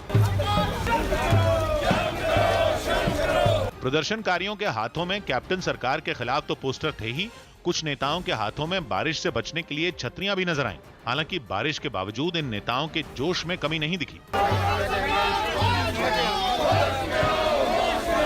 बीजेपी ने आरोप लगाया कि पंजाब में कैप्टन सरकार और शराब माफिया में मिली भगत की वजह से इस मामले को दबाने की कोशिश हो रही है। अमरिंदर सरकार अगर 123 परिवार को इंसाफ देना चाहते हैं, नियत साफ है, तो सीबीआई इंक्वायरी करवाए। इसी मांग को लेकर बीजेपी के नेता मुख्यमंत्री का घेराव करने निकल पड़े, जिन्हें पुलिस ने रास्ते में ही रोक दिया।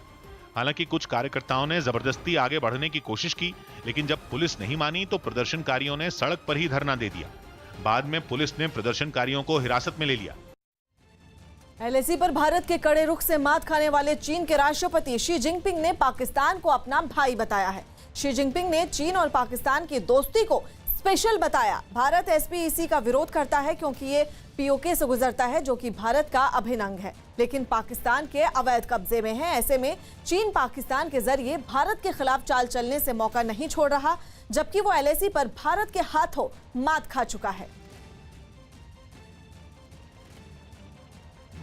चुनाव आयोग की ओर से बिहार चुनाव के लिए जरूरी दिशा निर्देश जारी होने के साथ ही कांग्रेस ने भी अपनी तैयारियां तेज कर दी। जानकारी के मुताबिक कांग्रेस ने इस बार बिहार चुनाव के लिए खास रणनीति तैयार की है, जिसके तहत पार्टी की ओर से सभी 39 जिलों में 40 ऑब्जर्वर नियुक्त कर दिए गए, जिनमें सिर्फ 2 ऑब्जर्वर पटना में ही पार्टी के लिए काम देखेंगे।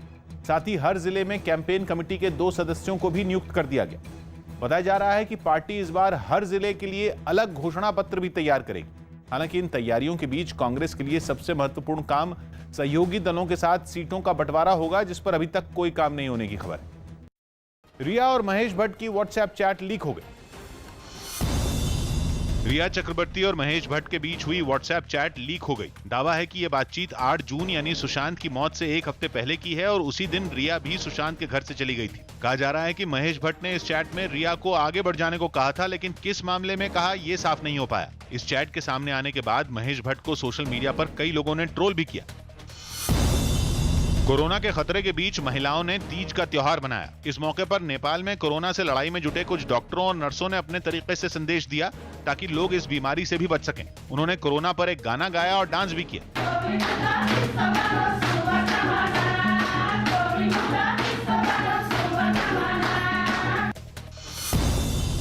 पश्चिम बंगाल के उत्तर 24 परगना में स्वतंत्रता दिवस कार्यक्रम में कुछ लड़कियों के डांस के वीडियो वायरल हो गए। दावा है कि यह कार्यक्रम टीएमसी की ओर से करवाया गया था, जिसमें पार्टी के कई कार्यकर्ता मौजूद थे। अब ये मामला सामने आने के बाद बड़े टीएमसी नेताओं ने आयोजकों को फटकार लगाई।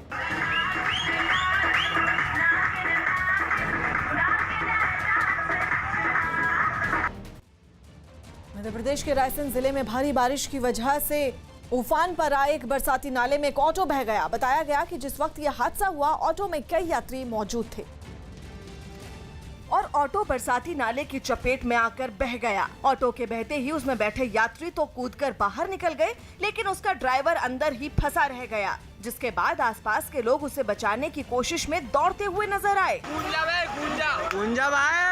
अरे वो कूदा ही नहीं। पानी के तेज बहाव में ऑटो काफी दूर तक बहता चला गया और लोग उसमें फंसे एक आदमी को बचाने की कोशिश में पीछे पीछे दौड़ते रहे। काफी आगे जाकर ऑटो एक पेड़ में फंस गया, जिसके बाद उसमें मौजूद आदमी पेड़ पर चढ़ गया। उफनते पानी के बीच काफी देर तक ऐसे ही फंसे रहने के बाद बचाव दल के लोगों ने उसे सुरक्षित बाहर निकाल लिया। बिहार के गोपालगंज में तटबंध की मरम्मत में जुटे 2 लोग पानी में डूबने से बाल बाल बच गए। यह हादसा उस वक्त हुआ जब मजदूर एक नाव पर सवार होकर सारण बांध की मरम्मत में जुटे थे। तभी पानी के तेज बहाव से उनकी नाव डूब गई। हालांकि उस नाव के डूबने से महज कुछ सेकंड पहले ही दोनों मजदूर उससे उतर चुके थे। डूब गई। इस हादसे के बाद वहां अफरा तफरी मच गई। तटबंध की मरम्मत के काम में जुटे दूसरे मजदूर बिना वक्त गंवाए उस नाव को बचाने की कोशिश में जुट गए, लेकिन उनकी मेहनत बेकार गई और नाव नदी की तेज धार में बह गई। इससे पहले नाव पर सवार दोनों मजदूरों को डंडे के सहारे सुरक्षित उतार लिया गया। उत्तर प्रदेश के कानपुर में मामूली बात पर कुछ वकीलों ने मिलकर एक लड़के की पिटाई कर दी। बताया गया कि उस लड़के की मोटरसाइकिल से एक वकील की नई कार को हल्की सी खरोंच लग गई थी, जिसके बाद उस वकील ने अपने साथियों के साथ मिलकर उस लड़के की पिटाई कर दी। तस्वीरों में दिखा कि सबने मिलकर उसे घेर रखा था और पहले उसे खूब खरी खोटी सुनाने के बाद उस पर कई थप्पड़ भी बरसाए गए।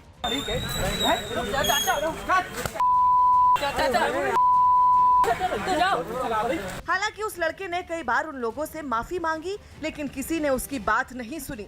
वहां मौजूद लोगों में किसी ने भी बीच बचाव करने की भी कोशिश नहीं की। इस मारपीट का वीडियो सोशल मीडिया पर भी वायरल हो गया।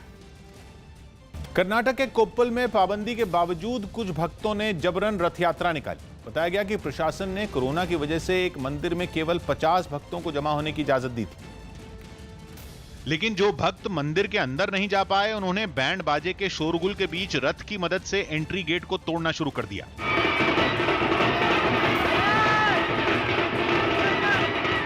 हंगामा कर रहे लोगों ने मंदिर के बाहर खड़ी पुलिस की एक गाड़ी को भी नुकसान पहुंचाने की कोशिश की। गुस्साए लोग रथ से इस गाड़ी को पीछे की तरफ धकेलते नजर आए।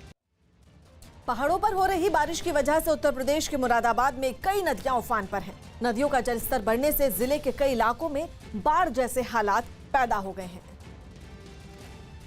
जिसके बाद लोगों को एक जगह से दूसरी जगह जाने के लिए भी नाव का सहारा लेना पड़ा। सामने आई एक तस्वीर में कुछ लोग एक नाव पर अपनी फसल को ले जाते हुए दिखाई दिए। चारों तरफ पानी ही पानी दिखाई दिया। कई इलाके तो पानी में डूबने से दूसरे इलाकों से पूरी तरह से कट गए।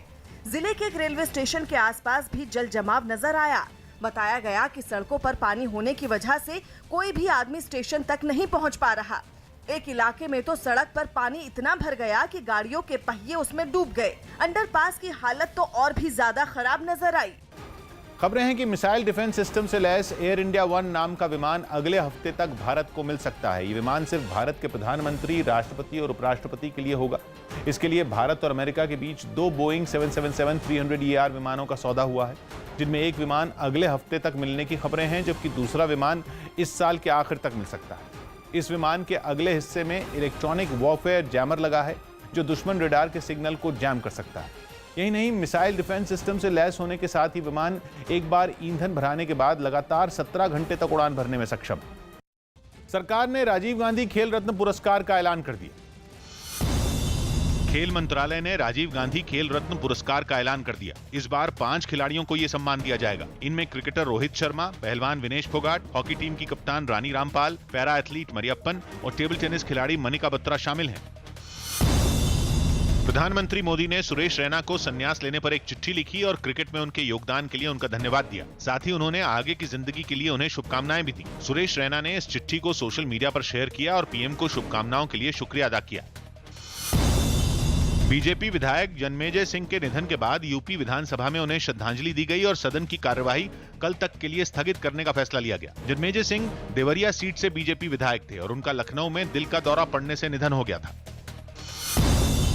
मुंबई के वर्ली इलाके से 3 करोड़ के नकली N95 मास्क बरामद किए गए। क्राइम ब्रांच ने इन मास्क के साथ एक आरोपी को भी गिरफ्तार कर लिया। साथ ही बाकी आरोपियों को पकड़ने के लिए भी अभियान तेज कर दिया। मध्य प्रदेश के बैतूल में कुत्ते को घुमाने पर हुए विवाद में एक आदमी ने महिला से मारपीट की। बताया गया कि मारपीट करने वाले लोग इलाके के पार्षद के परिवार के लोग थे। जो कुत्ते की वजह से हुए विवाद में महिला के घर पहुंच गया और मारपीट शुरू कर दी। इस पूरी घटना का वीडियो महिला की बेटी ने अपने मोबाइल पर रिकॉर्ड कर लिया। इस मारपीट से पहले एक आदमी इस महिला के घर पर पहुंचा और उन्हें जान से मारने की धमकी दी। तेरी मर्यादा में रहना और नहीं तो किसी ने मेरे अड़सट्टे में बढ़िया टांग में टांग रख के सीधे फेंक दूंगा। हंगामा होते ही वहां कुछ और लोग भी पहुंच गए और महिला से बहस करते हुए नजर आए, जबकि पहले से मौजूद आदमी भी महिला और उसके परिवार वालों को जान से मारने की धमकी देता रहा। काट के फेंक नहीं दूंगा, कर भी दूंगा मैं। महिला ने पुलिस पर भी शिकायत के बावजूद कोई कार्रवाई नहीं करने का आरोप लगाया। कार्रवाई मेरी अभी कुछ भी नहीं हुई है, सुनवाई हो ही नहीं रही है। और इस वक्त की बड़ी खबर आपको बता दें, दिल्ली में मुठभेड़ के बाद ISIS का एक आतंकी गिरफ्तार हुआ है। दिल्ली पुलिस की स्पेशल सेल ने इस आतंकी को गिरफ्तार किया है। आतंकी अबू यूसुफ के पास से 2 IED और पिस्तौल भी बरामद हुए हैं। पिस्तौल पुलिस के मुताबिक दोनों तरफ से हुई फायरिंग के बाद आतंकी को गिरफ्तार किया गया है। पुलिस के मुताबिक आतंकी ने दिल्ली में कई जगहों पर रैकी भी की थी और दिल्ली के में कोई बड़ी आतंकी घटना को अंजाम देने का इसका प्लान था। और इस वक्त की बड़ी खबर आपको बता दें, दिल्ली में ISIS का एक आतंकी गिरफ्तार हुआ है और उसके पास से 2 IED और पिस्तौल भी बरामद किए गए हैं। आपको बता दें, पुलिस के मुताबिक दोनों तरफ से फायरिंग हुई, जिसके बाद इस आतंकी को गिरफ्तार किया गया है। आतंकी ने दिल्ली में कई जगहों पर रेकी भी की थी और दिल्ली में कोई बड़ी आतंकी साजिश को ये अंजाम देने वाला था, लेकिन इसके मंसूबों पर पानी फेर दिया गया और इसको दिल्ली पुलिस ने गिरफ्तार कर लिया है। अबू यूसुफ इसका नाम बताया जा रहा है। दिल्ली पुलिस की स्पेशल सेल ने इसको गिरफ्तार किया है। ISIS का ये आतंकी मुठभेड़ के बाद इसको गिरफ्तार कर लिया गया है। इस वक्त की बड़ी खबर आपको बता दें, दिल्ली में मुठभेड़ के बाद ISIS का एक आतंकी गिरफ्तार किया गया है। दिल्ली पुलिस की स्पेशल सेल ने इसको गिरफ्तार किया है। इसका नाम अबू यूसुफ बताया जा रहा है और इसके पास से 2 IED और पिस्तौल भी बरामद हुए हैं। पुलिस के मुताबिक दोनों तरफ से फायरिंग हुई और उसके बाद इस आतंकी को गिरफ्तार किया गया है। पुलिस के मुताबिक आतंकी ने दिल्ली में कई जगहों पर रेकी भी की हुई थी और ये दिल्ली में कोई बड़ा आतंकी हमला करने का इसका प्लान था, लेकिन इसकी साजिश जो थी उसको नाकाम कर दिया। दिल्ली पुलिस की स्पेशल सेल ने इसको गिरफ्तार किया है मुठभेड़ के बाद और बाकायदा दोनों तरफ से फायरिंग भी की गई, जिसके बाद इस आतंकी को गिरफ्तार किया गया है। अबू यूसुफ इसका नाम बताया जा रहा है, जिसके पास 2 आईडी और पिस्तौल बरामद हुई है।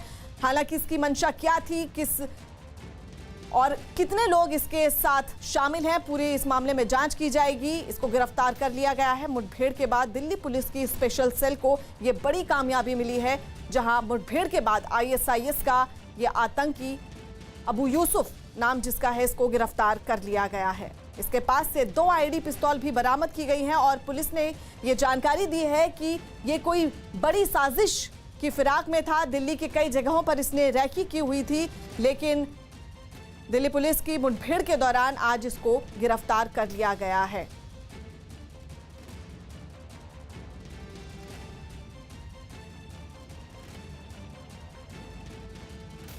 और अपने दर्शकों को इस वक्त की बड़ी खबर दे दें, दिल्ली में मुठभेड़ के बाद ISIS का एक आतंकी गिरफ्तार किया गया है। दिल्ली पुलिस की स्पेशल सेल ने इस आतंकी को गिरफ्तार किया है, जिसका नाम अबू यूसुफ बताया जा रहा है और इसके पास से 2 आईडी और पिस्तौल भी बरामद हुई हैं। अबू यूसुफ इसका नाम बताया जा रहा है। पुलिस के मुताबिक दोनों तरफ से फायरिंग हुई थी, जिसके बाद इसको गिरफ्तार किया गया है।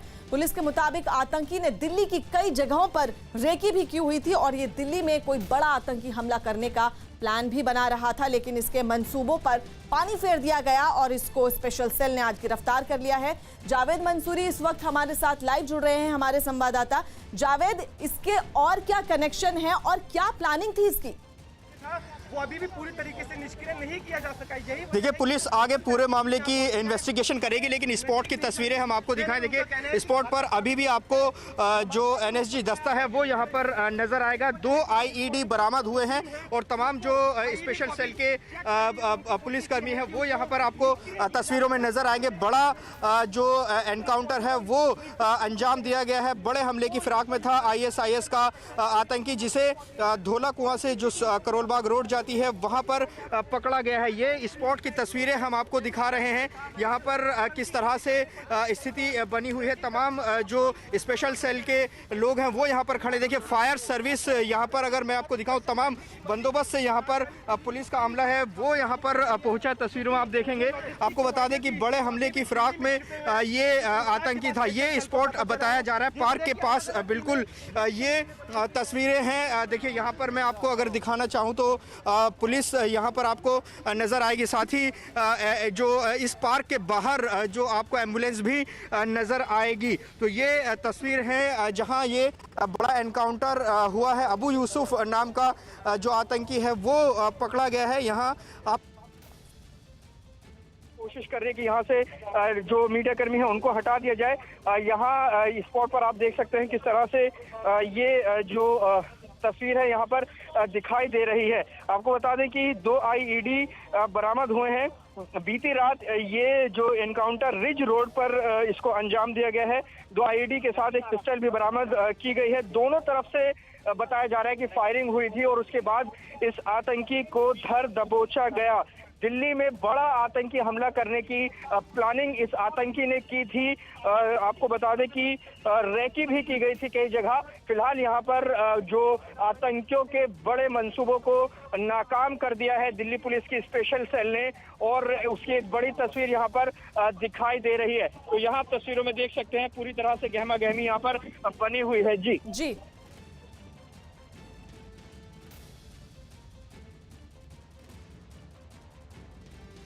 भारी बारिश के सितम से जूझते गुजरात के सूरत में ताप्ती नदी में मिलने वाली कई छोटी नदियां, जिन्हें वहां खाड़ी कहा जाता है, वो खतरनाक हो गई। कहा जा रहा है कि सूरत में कई साल बाद इन छोटी नदियों की वजह से बाढ़ जैसे हालात बनते जा रहे हैं, जो सूरत के लिए खतरे की घंटी भी हो सकती है, क्योंकि भेदवार खाड़ी का पानी पांडेसरा के कई इलाकों में घुस गया। हजारों मकानों को सैलाब ने अपनी चपेट में ले लिया। सामने आई तस्वीरों में लोग कमर से ऊपर तक पानी में फंसे नजर आए। पानी के इस वार ने इन लोगों को बेबस और लाचार कर दिया। वो न तो अपने घरों को बचा सके, न ही घरों में रखे सामान की हिफाजत कर सके। कहा जा रहा है कि ताप्ती में मिलने वाली भेदवार नदी, जिसे वहां खाड़ी कहा जाता है, उसने कई साल बाद ऐसा रौद्र रूप लिया है और ये रौद्र रूप अब वहां हजारों जिंदगियों को बेबस कर रहा है। पानी का लेवल कमर तक लोगों के घरों में होने की वजह से लोगों को दिक्कतें आ रही है। पांडेसरा के सीतानगर, कृष्णनगर, नगरसेन नगर और प्रेम नगर इलाके तो 4 फीट से ज्यादा पानी में डूब चुके हैं। लेकिन लोगों को ये बात ज्यादा खाई जा रही है कि अगर भेदवार खाड़ी का जलस्तर घटना शुरू नहीं हुआ तो वो अपना सब कुछ गंवाकर कहां जाएंगे। क्योंकि मौसम विभाग दक्षिण गुजरात के जिलों के लिए चेतावनी जारी कर चुका है। सूरत दक्षिण गुजरात का ही हिस्सा है और अनुमान है कि दक्षिण गुजरात के जिलों में अगले 72 घंटे भारी बारिश हो सकती है। अगर ऐसा हुआ तो सूरत में उफान पर बह रही कई छोटी नदियां भयानक रूप ले सकती हैं और ताप्ती में मिलने वाली इन नदियों का पानी रिहायशी इलाकों को तेजी से अपनी चपेट में ले सकता है, जिसकी वजह से लोग काफी घबराए हुए हैं। बाढ़ का डर सौराष्ट्र के जिलों पर भी मंडरा रहा है, जहां मौसम विभाग ने 23 अगस्त तक भारी बारिश की चेतावनी जारी की। एक्टर सुशांत सिंह राजपूत की ऑटोप्सी रिपोर्ट की जांच के लिए सीबीआई ने एम्स के डॉक्टरों की एक टीम बनाई है। इस टीम में एम्स के 4 डॉक्टर शामिल हैं। इस टीम का नेतृत्व डॉक्टर सुधीर गुप्ता करेंगे। डॉक्टरों की टीम ऑटोप्सी रिपोर्ट की जांच करेगी और इस पर अपनी राय देगी। एक्टर सुशांत सिंह राजपूत मामले में सुप्रीम कोर्ट ने केस की कमान सीबीआई के हाथों में सौंपी है।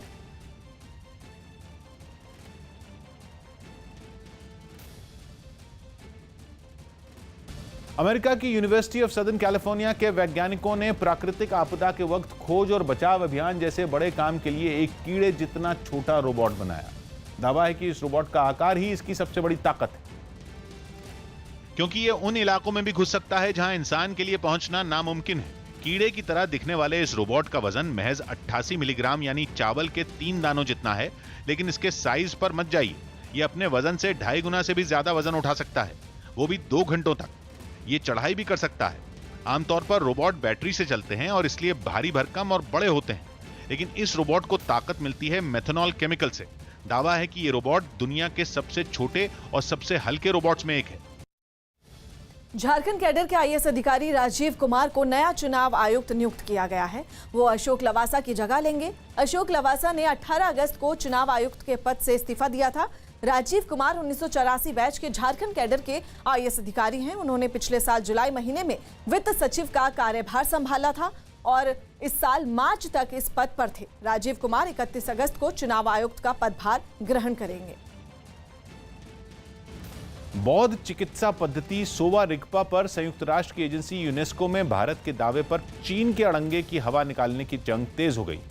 बीते साल भारत ने यूनेस्को से इसे भारत की सांस्कृतिक विरासत घोषित कर अंतर्राष्ट्रीय स्तर पर मान्यता देने की मांग की थी, जिसे चीन ने अपना बताकर चुनौती दे दी, जिसके बाद भारत ने उसके झूठ का पर्दाफाश करने के लिए इस प्राचीन चिकित्सा पद्धति से जुड़े दस्तावेज जमा करने शुरू किए, जो बीते 6 महीने से कंप्यूटर में तैयार किए जाते दिखे। चीन के झूठ की कलई खोलने का जिम्मा लद्दाख के national research institute of Sowa Rigpa को दिया गया। भारत के पास पुख्ता सबूत हैं, सांस्कृतिक विरासत है और ठोस आधार है, जिसको उसने अंतर्राष्ट्रीय मंच पर पेश किया है। भारत का दावा है कि हजारों साल से हिमालय के क्षेत्र वाले कई राज्यों में जड़ी बूटियों से सोवा रिगपा के जरिए इलाज हो रहा है। बताया गया कि आयुर्वेद के 5 तत्वों पर आधारित इलाज की इस विधि के समर्थन में भारत का पलड़ा भारी है। अगर सोवा रिगपा का फंडामेंटल टेक्स्ट बुक देखेंगे तो ये है चतुष्तंत्र, जो कि संस्कृत में है। ये चाइना का हो ही नहीं सकता। चीन के रोड़े के बाद भारत ने यूनेस्को को जल्द ही नए दस्तावेज पेश करने की तैयारी की है। उत्तर प्रदेश के मेरठ में पुलिस ने अवैध तरीके से किताबों की छपाई करने वाले गैंग का पर्दाफाश किया है। पुलिस के मुताबिक ये गिरोह अवैध तरीके से किताबों को छापकर उत्तर प्रदेश, उत्तराखंड, दिल्ली और आसपास के राज्यों में सप्लाई करता था। पुलिस ने इस मामले में 12 से ज्यादा लोगों को हिरासत में लिया है। पुलिस को शिकायत मिली थी कि कुछ लोग एनसीईआरटी की किताबों को अवैध तरीके से छापकर कई राज्यों में सप्लाई कर रहे हैं, जिसके बाद एसटीएफ और मेरठ पुलिस की संयुक्त टीम ने छापा मारकर एनसीईआरटी की करीब 35 करोड़ की किताबें बरामद की और इसके साथ ही उस जगह को भी सील कर दिया जहां इन किताबों को छापा जाता था। हालांकि मुख्य आरोपी सचिन गुप्ता अभी भी पुलिस की गिरफ्त से बाहर है।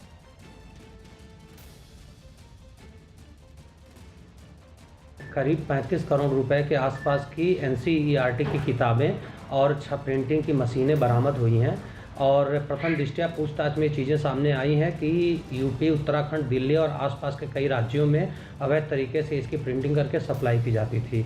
इसमें करीब 1 दर्जन व्यक्तियों को मौके से हिरासत में लिया गया है।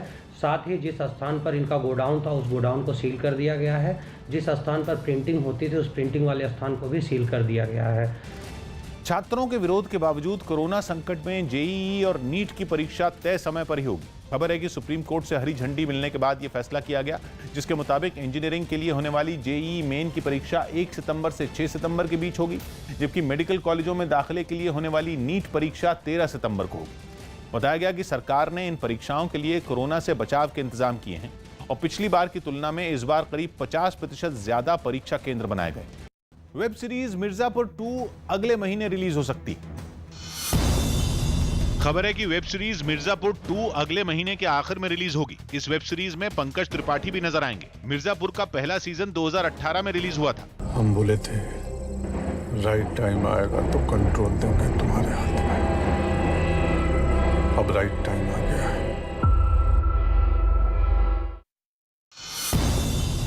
नवी मुंबई में पुलिस ने मेडिकल स्टाफ के इस्तेमाल किए गए दस्ताने बेचने वाले एक गिरोह का पर्दाफाश किया। साथ ही उसके पास से करीब 4 लाख दस्ताने भी जब्त कर लिए। ये सभी दस्ताने 263 बोरियों में रखे गए थे। आरोप है कि इस गिरोह के लोग कई इलाकों में घूमकर पहले खराब दस्ताने जमा करते थे और फिर उन्हें अच्छे तरीके से साफ कर दोबारा बेच दिया करते थे।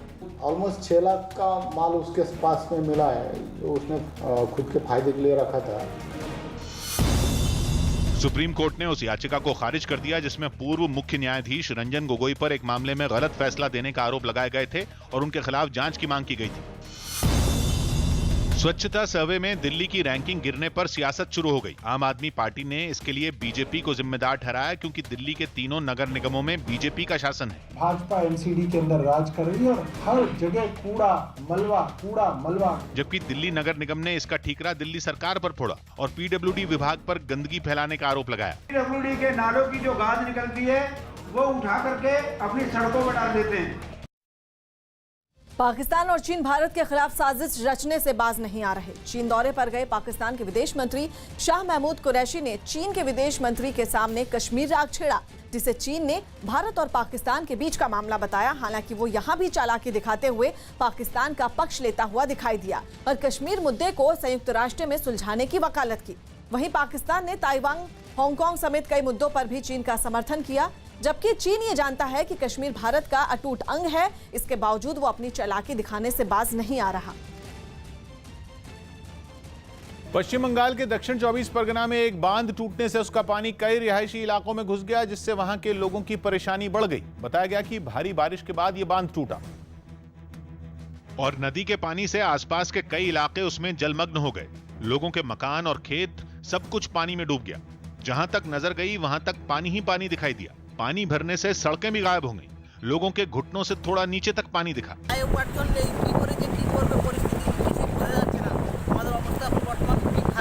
एक तस्वीर में तो कुछ लोग थोड़ी ऊंचाई पर खड़े होकर अपनी बर्बादी का मंजर देखते नजर आए, लेकिन वहां भी एक पल के लिए कुदरत ने उन्हें दहलाकर रख दिया। जिस जगह पर ये लोग खड़े थे, पानी की वजह से वहां से मिट्टी नीचे गिरने लगी। ऐसे में लोग घबरा गए और खुद को बचाने के लिए पीछे की तरफ चले गए। एक दूसरे इलाके में भी कुछ लोग रास्ता बनाने की जद्दोजहद में जुटे दिखाई दिए। कुछ ऐसी ही तस्वीरें बांकुड़ा से भी सामने आई, जहां एक बांध से पानी छोड़े जाने के बाद दुर्गापुर की तरफ जाने वाला पुल पानी में डूबा नजर आया। अभी तो हाल ऐसी है कि ज्यादा बारिश हो जाएगा तो हमारा ब्रिज डूब जाएगा। पुल पर पानी भरने से मुसाफिरों का वहां से गुजरना मुश्किल हो गया। पहाड़ों पर हो रही लगातार बारिश ने मैदानी इलाकों में रहने वाले लोगों की मुश्किलें बढ़ा दी हैं। पहाड़ों पर हो रही बारिश की वजह से यूपी की कई नदियां उफान पर हैं, जिसकी वजह से कई इलाकों में बाढ़ के हालात बन गए हैं। यूपी के मुरादाबाद की ढेला नदी के उफान पर आने के बाद सड़कें पूरी तरह से पानी में डूब गई हैं और इसके साथ ही किसानों को काफी नुकसान हुआ है। उनकी फसलों को काफी नुकसान पहुंच रहा है इस बाढ़ की वजह से। काम में लग रहे पहाड़ों पर हो रही लगातार बारिश के बाद जो मुरादाबाद के निचले ग्रामीण इलाके हैं वहां बरसात का पानी भरने लगा है। बाढ़ जैसे हालात पैदा हो गए हैं। किसानों की जो फसल धान के खेत में थी वो भी अब डूबने लगी है। ये एक रेलवे स्टेशन है, आप देखेंगे रेलवे स्टेशन पे 24 घंटे में 2 ट्रेनें आती हैं। वो ट्रेनें भी अब जो आएंगी तो उन्हें यहाँ पर यात्री नहीं मिलेंगे। जो स्टेशन के पास का मुख्य सड़क है वो पूरी तरह पानी में डूब चुकी है। चारों तरफ जो खेत हैं, धान की फसलें हैं, वो पूरी तरह पानी में डूब चुकी हैं। यूरोपीय देश बेलारूस की राजधानी मिन्स्क में हाल ही में प्रदर्शनकारियों पर हुई हिंसा की घटना के खिलाफ सैकड़ों महिलाओं ने प्रदर्शन किया। राष्ट्रपति पर चुनाव में धांधली का आरोप लगाकर वहां प्रदर्शन कर रहे लोगों की पुलिस से झड़प हो गई थी, जिसमें कई लोग घायल हुए थे। और उसी घटना के विरोध में महिलाओं ने राजधानी मिन्स्क में सड़क के किनारे खड़े होकर प्रदर्शन किया। उन्होंने हाथों में फूल लेकर राष्ट्रपति के खिलाफ अपना विरोध भी जताया। इस दौरान वहां कुछ गाड़ियां भी प्रदर्शन में शामिल नजर आईं, जिनमें बेलारूस के झंडे दिखाई दिए। प्रदर्शनकारियों ने देश में दोबारा चुनाव कराने की मांग भी की। असम से लेकर गुजरात तक बारिश और बाढ़ ने हाहाकार मचा रखा है। गुजरात के कच्छ में एक ट्रैक्टर बाढ़ में बह गया। बताया गया कि ट्रैक्टर पर 3 लोग सवार थे, जिन्होंने तेज बहाव में ट्रैक्टर को निकालने की कोशिश की, लेकिन वो पानी के तेज बहाव में बह गया, जिसके बाद आसपास के लोगों ने ट्रैक्टर पर बैठे लोगों की जान बचाई।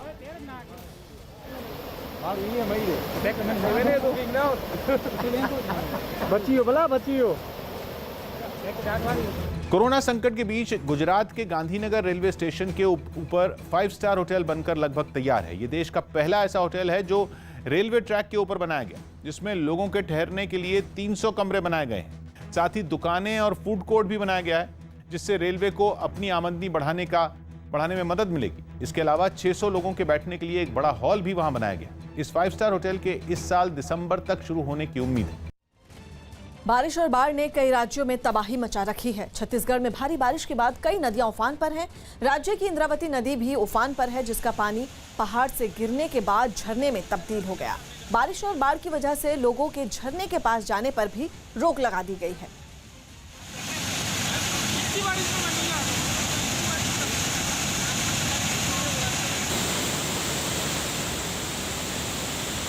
तस्वीरें आप देखिए, पहाड़ से पानी गिरने के बाद वो झरने में तब्दील होता दिखाई दे रहा है। बारिश और बाढ़ की वजह से लोगों के झरने के पास जाने पर भी रोक लगा दी है। छत्तीसगढ़ के जगदलपुर की तस्वीर हम आपको दिखा रहे हैं, जहां नदियां पूरी तरह से उफान पर हैं। लगातार हो रही बारिश और बाढ़ की वजह से नदियां उफान पर हैं। राज्य की इंद्रावती नदी भी उफान पर है, जिसकी तस्वीर हम आपको दिखा रहे हैं। पश्चिम बंगाल के मुर्शिदाबाद में टीवी देखने, जुआ खेलने और शराब पीने से रोकने के लिए जारी फरमान के प्रचार में लोग कोरोना के नियम भूल गए। बताया गया कि मुस्लिम आबादी वाले इस इलाके की एक पंचायत ने संगीत सुनने पर भी पाबंदी लगा दी। और इसकी जानकारी देने के लिए सैकड़ों लोग बेपरवाह होकर इलाके की गलियों में निकल पड़े। जुलूस की शक्ल में निकले ये लोग कोरोना के खतरे से अनजान नजर आए। इनमें ज्यादातर लोगों ने मुंह पर मास्क लगाना भी मुनासिब नहीं समझा। हद तो तब हो गई जब इन लोगों ने 2 गज की जरूरी दूरी भी नहीं बनाई और एक दूसरे के बेहद करीब खड़े होकर नारे लगाते दिखे। जुलूस में निकले लोगों ने नशे का इस्तेमाल करने वालों को जुर्माना भरने की भी चेतावनी दी। ग्रामटाके शांति रखार जन्नो ये आंदोलनटा। बताया गया कि जो लोग गांव की पंचायत की बातों को नहीं मानते, उन पर सख्ती भी बरती जाती है। मध्य प्रदेश के रायसेन में उफनती नदी को पार करने की कोशिश में एक ऑटो पानी में बह गया, जिसका ड्राइवर अभी भी लापता है। बताया गया कि वो भी ऑटो के साथ बाढ़ में बह गया, जिसकी तलाश की जा रही है। बरसाती नाले के उफान पर होने के बावजूद ऑटो ड्राइवर ने उसे पार करने की कोशिश की, लेकिन बहाव इतना तेज था कि वो उसके साथ नाले में बह गया।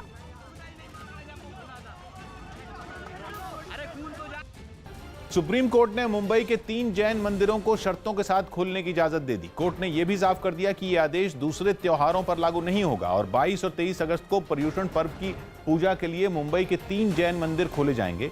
हालांकि कोर्ट ने इसके लिए शर्तें भी रख दी, जिनके मुताबिक भक्तों को कोरोना से जुड़े दिशा निर्देशों का पालन करना होगा। इस मामले की सुनवाई के दौरान महाराष्ट्र सरकार ने जैन मंदिरों को खोलने का विरोध किया था, लेकिन सुप्रीम कोर्ट ने जगन्नाथ यात्रा का हवाला दिया और कहा कि उन्हें पहले भगवान जगन्नाथ ने माफ किया था और अब की बार भी भगवान ही माफ करेंगे। साथ ही अदालत ने यह आदेश गणेश उत्सव पर लागू नहीं होने की बात भी कही, क्योंकि उसमें भारी भीड़ उमड़ती, जबकि जैन समुदाय के लोगों के त्योहार में कम भीड़ होती। उत्तर प्रदेश के उन्नाव में यात्रियों से भरी एक बस ट्रक से टकरा गई। उत्तर प्रदेश के उन्नाव में एक तेज रफ्तार बस और ट्रक में हुई टक्कर से 24 यात्री बुरी तरह से घायल हो गए। इन सभी को पास के अस्पताल में भर्ती करवाया गया। कोरोना वायरस की वजह से महाराष्ट्र और मध्य प्रदेश की सीमा पर आवाजाही रोकने से नाराज कुछ लोगों ने प्रदर्शन किया, जिसके बाद बुरहानपुर में लगाई गई चेक पोस्ट को हटा दिया गया। तुर्की के राष्ट्रपति ने इस्तांबुल के एक चर्च को मस्जिद में तब्दील करने का ऐलान किया। पाकिस्तान के लयारी में कुछ लोगों के एक मंदिर को तोड़ देने के आरोप के बाद पुलिस ने पूरे इलाके को सील कर दिया।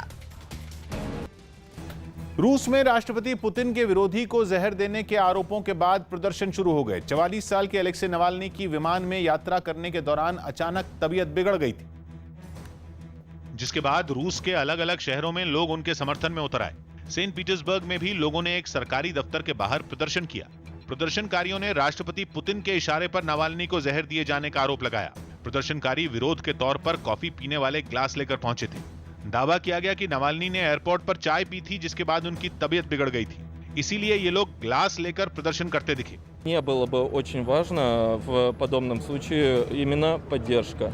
इसी बीच नावाल्नी की पत्नी उन्हें देखने अस्पताल पहुंची, जहां उनकी हालत नाजुक बताई गई।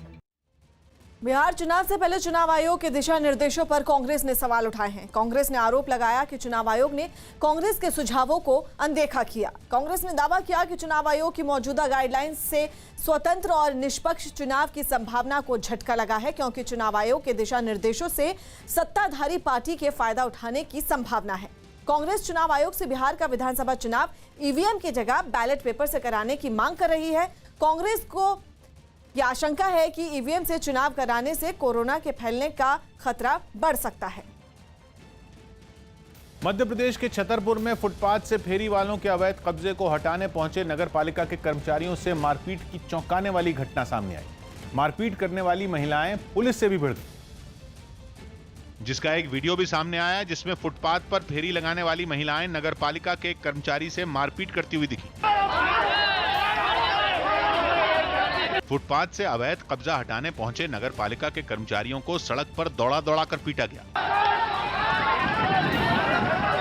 पुलिस ने मामले को शांत कराने की कोशिश की तो हंगामा कर रही महिलाओं ने गोल चक्कर से गुजरने वाले लोगों को रोककर उनसे मारपीट शुरू कर दी, जिसके बाद पुलिस की तरफ से उन पर कार्रवाई की गई। उत्तर प्रदेश के बागपत में एक ट्रैक्टर रेलवे के अंडरपास में डूब गया। बताया गया कि अंडरपास में पानी भरा हुआ था। इसके बावजूद ट्रैक्टर वाले ने वहां से निकलने की कोशिश की, लेकिन वो पानी में पूरी तरह से डूब गया। और ये तस्वीरें हम आपको उसी दौरान की दिखा रहे हैं, जब इस ट्रैक्टर चालक ने पानी की अनदेखी की और ये पूरी तरह से उसमें डूब गया। ट्रैक्टर पर 3 लोग बैठे हुए थे, जिन्होंने वहां मौजूद किसानों ने रस्सी डालकर उनको बाहर निकाला। बाढ़ की मार झेल रहे चीन के दक्षिण पश्चिमी हिस्से में राहत बचाव का काम युद्ध स्तर पर चल रहा है। चीन में बाढ़ की वजह से 200 से ज्यादा लोग लापता हैं या फिर उनकी मौत हो चुकी है। और चौनचिंग इलाके में तो एशिया की सबसे लंबी यांगसी नदी ने कहर मचाया हुआ है। हालत ये हो गई है कि उफान मारती नदी की वजह से बचाव अभियान में हेलीकॉप्टरों की मदद लेनी पड़ी। सामने आई एक तस्वीर में बचाव कर्मी घरों में फंसे लोगों को एयरलिफ्ट करते नजर आए। एक घर से तो एक मरीज को स्ट्रेचर पर अस्पताल पहुंचाया गया। चीन का सिचुआन प्रांत भी बाढ़ की वजह से पानी पानी नजर आया। बचाव कर्मी बाढ़ प्रभावित अलग अलग इलाकों से सैकड़ों लोगों को सुरक्षित बाहर निकालते दिखे। वहां से सामने आए एक वीडियो में एक मकान नदी में गिरकर उसके तेज बहाव में ऐसे बिखर गया मानो मिट्टी का कोई खिलौना हो। सिचुआन में बाढ़ ने इतना तांडव मचाया कि वहां पहली बार सबसे हाई लेवल का इमरजेंसी अलर्ट जारी करना पड़ा। वहीं लगातार हो रही तेज बारिश की वजह से एक इलाके में जमीन खिसकने से 8 लोग लापता हो गए। पाकिस्तान के इस्लामाबाद में पहला हिंदू मंदिर बनने का भारी विरोध होने के बाद अब कराची का एक हनुमान मंदिर रातों रात जमींदोज कर दिया गया। बताया गया कि मंदिर परिसर के अंदर कई घर थे, लेकिन उन्हें पहले खाली करवा लिया गया था, जिसके बाद कराची के लियारी में बने हनुमान मंदिर को रातों रात गिरा दिया गया। मंदिर के पुजारी का आरोप है कि कोरोना वायरस के नाम पर मंदिर को बंद कर दिया गया था। हनुमान मंदिर को गिराने का आरोप बिल्डर पर लगा है, जो मंदिर की जगह एक रिहायशी इमारत बनाने की कोशिश में है।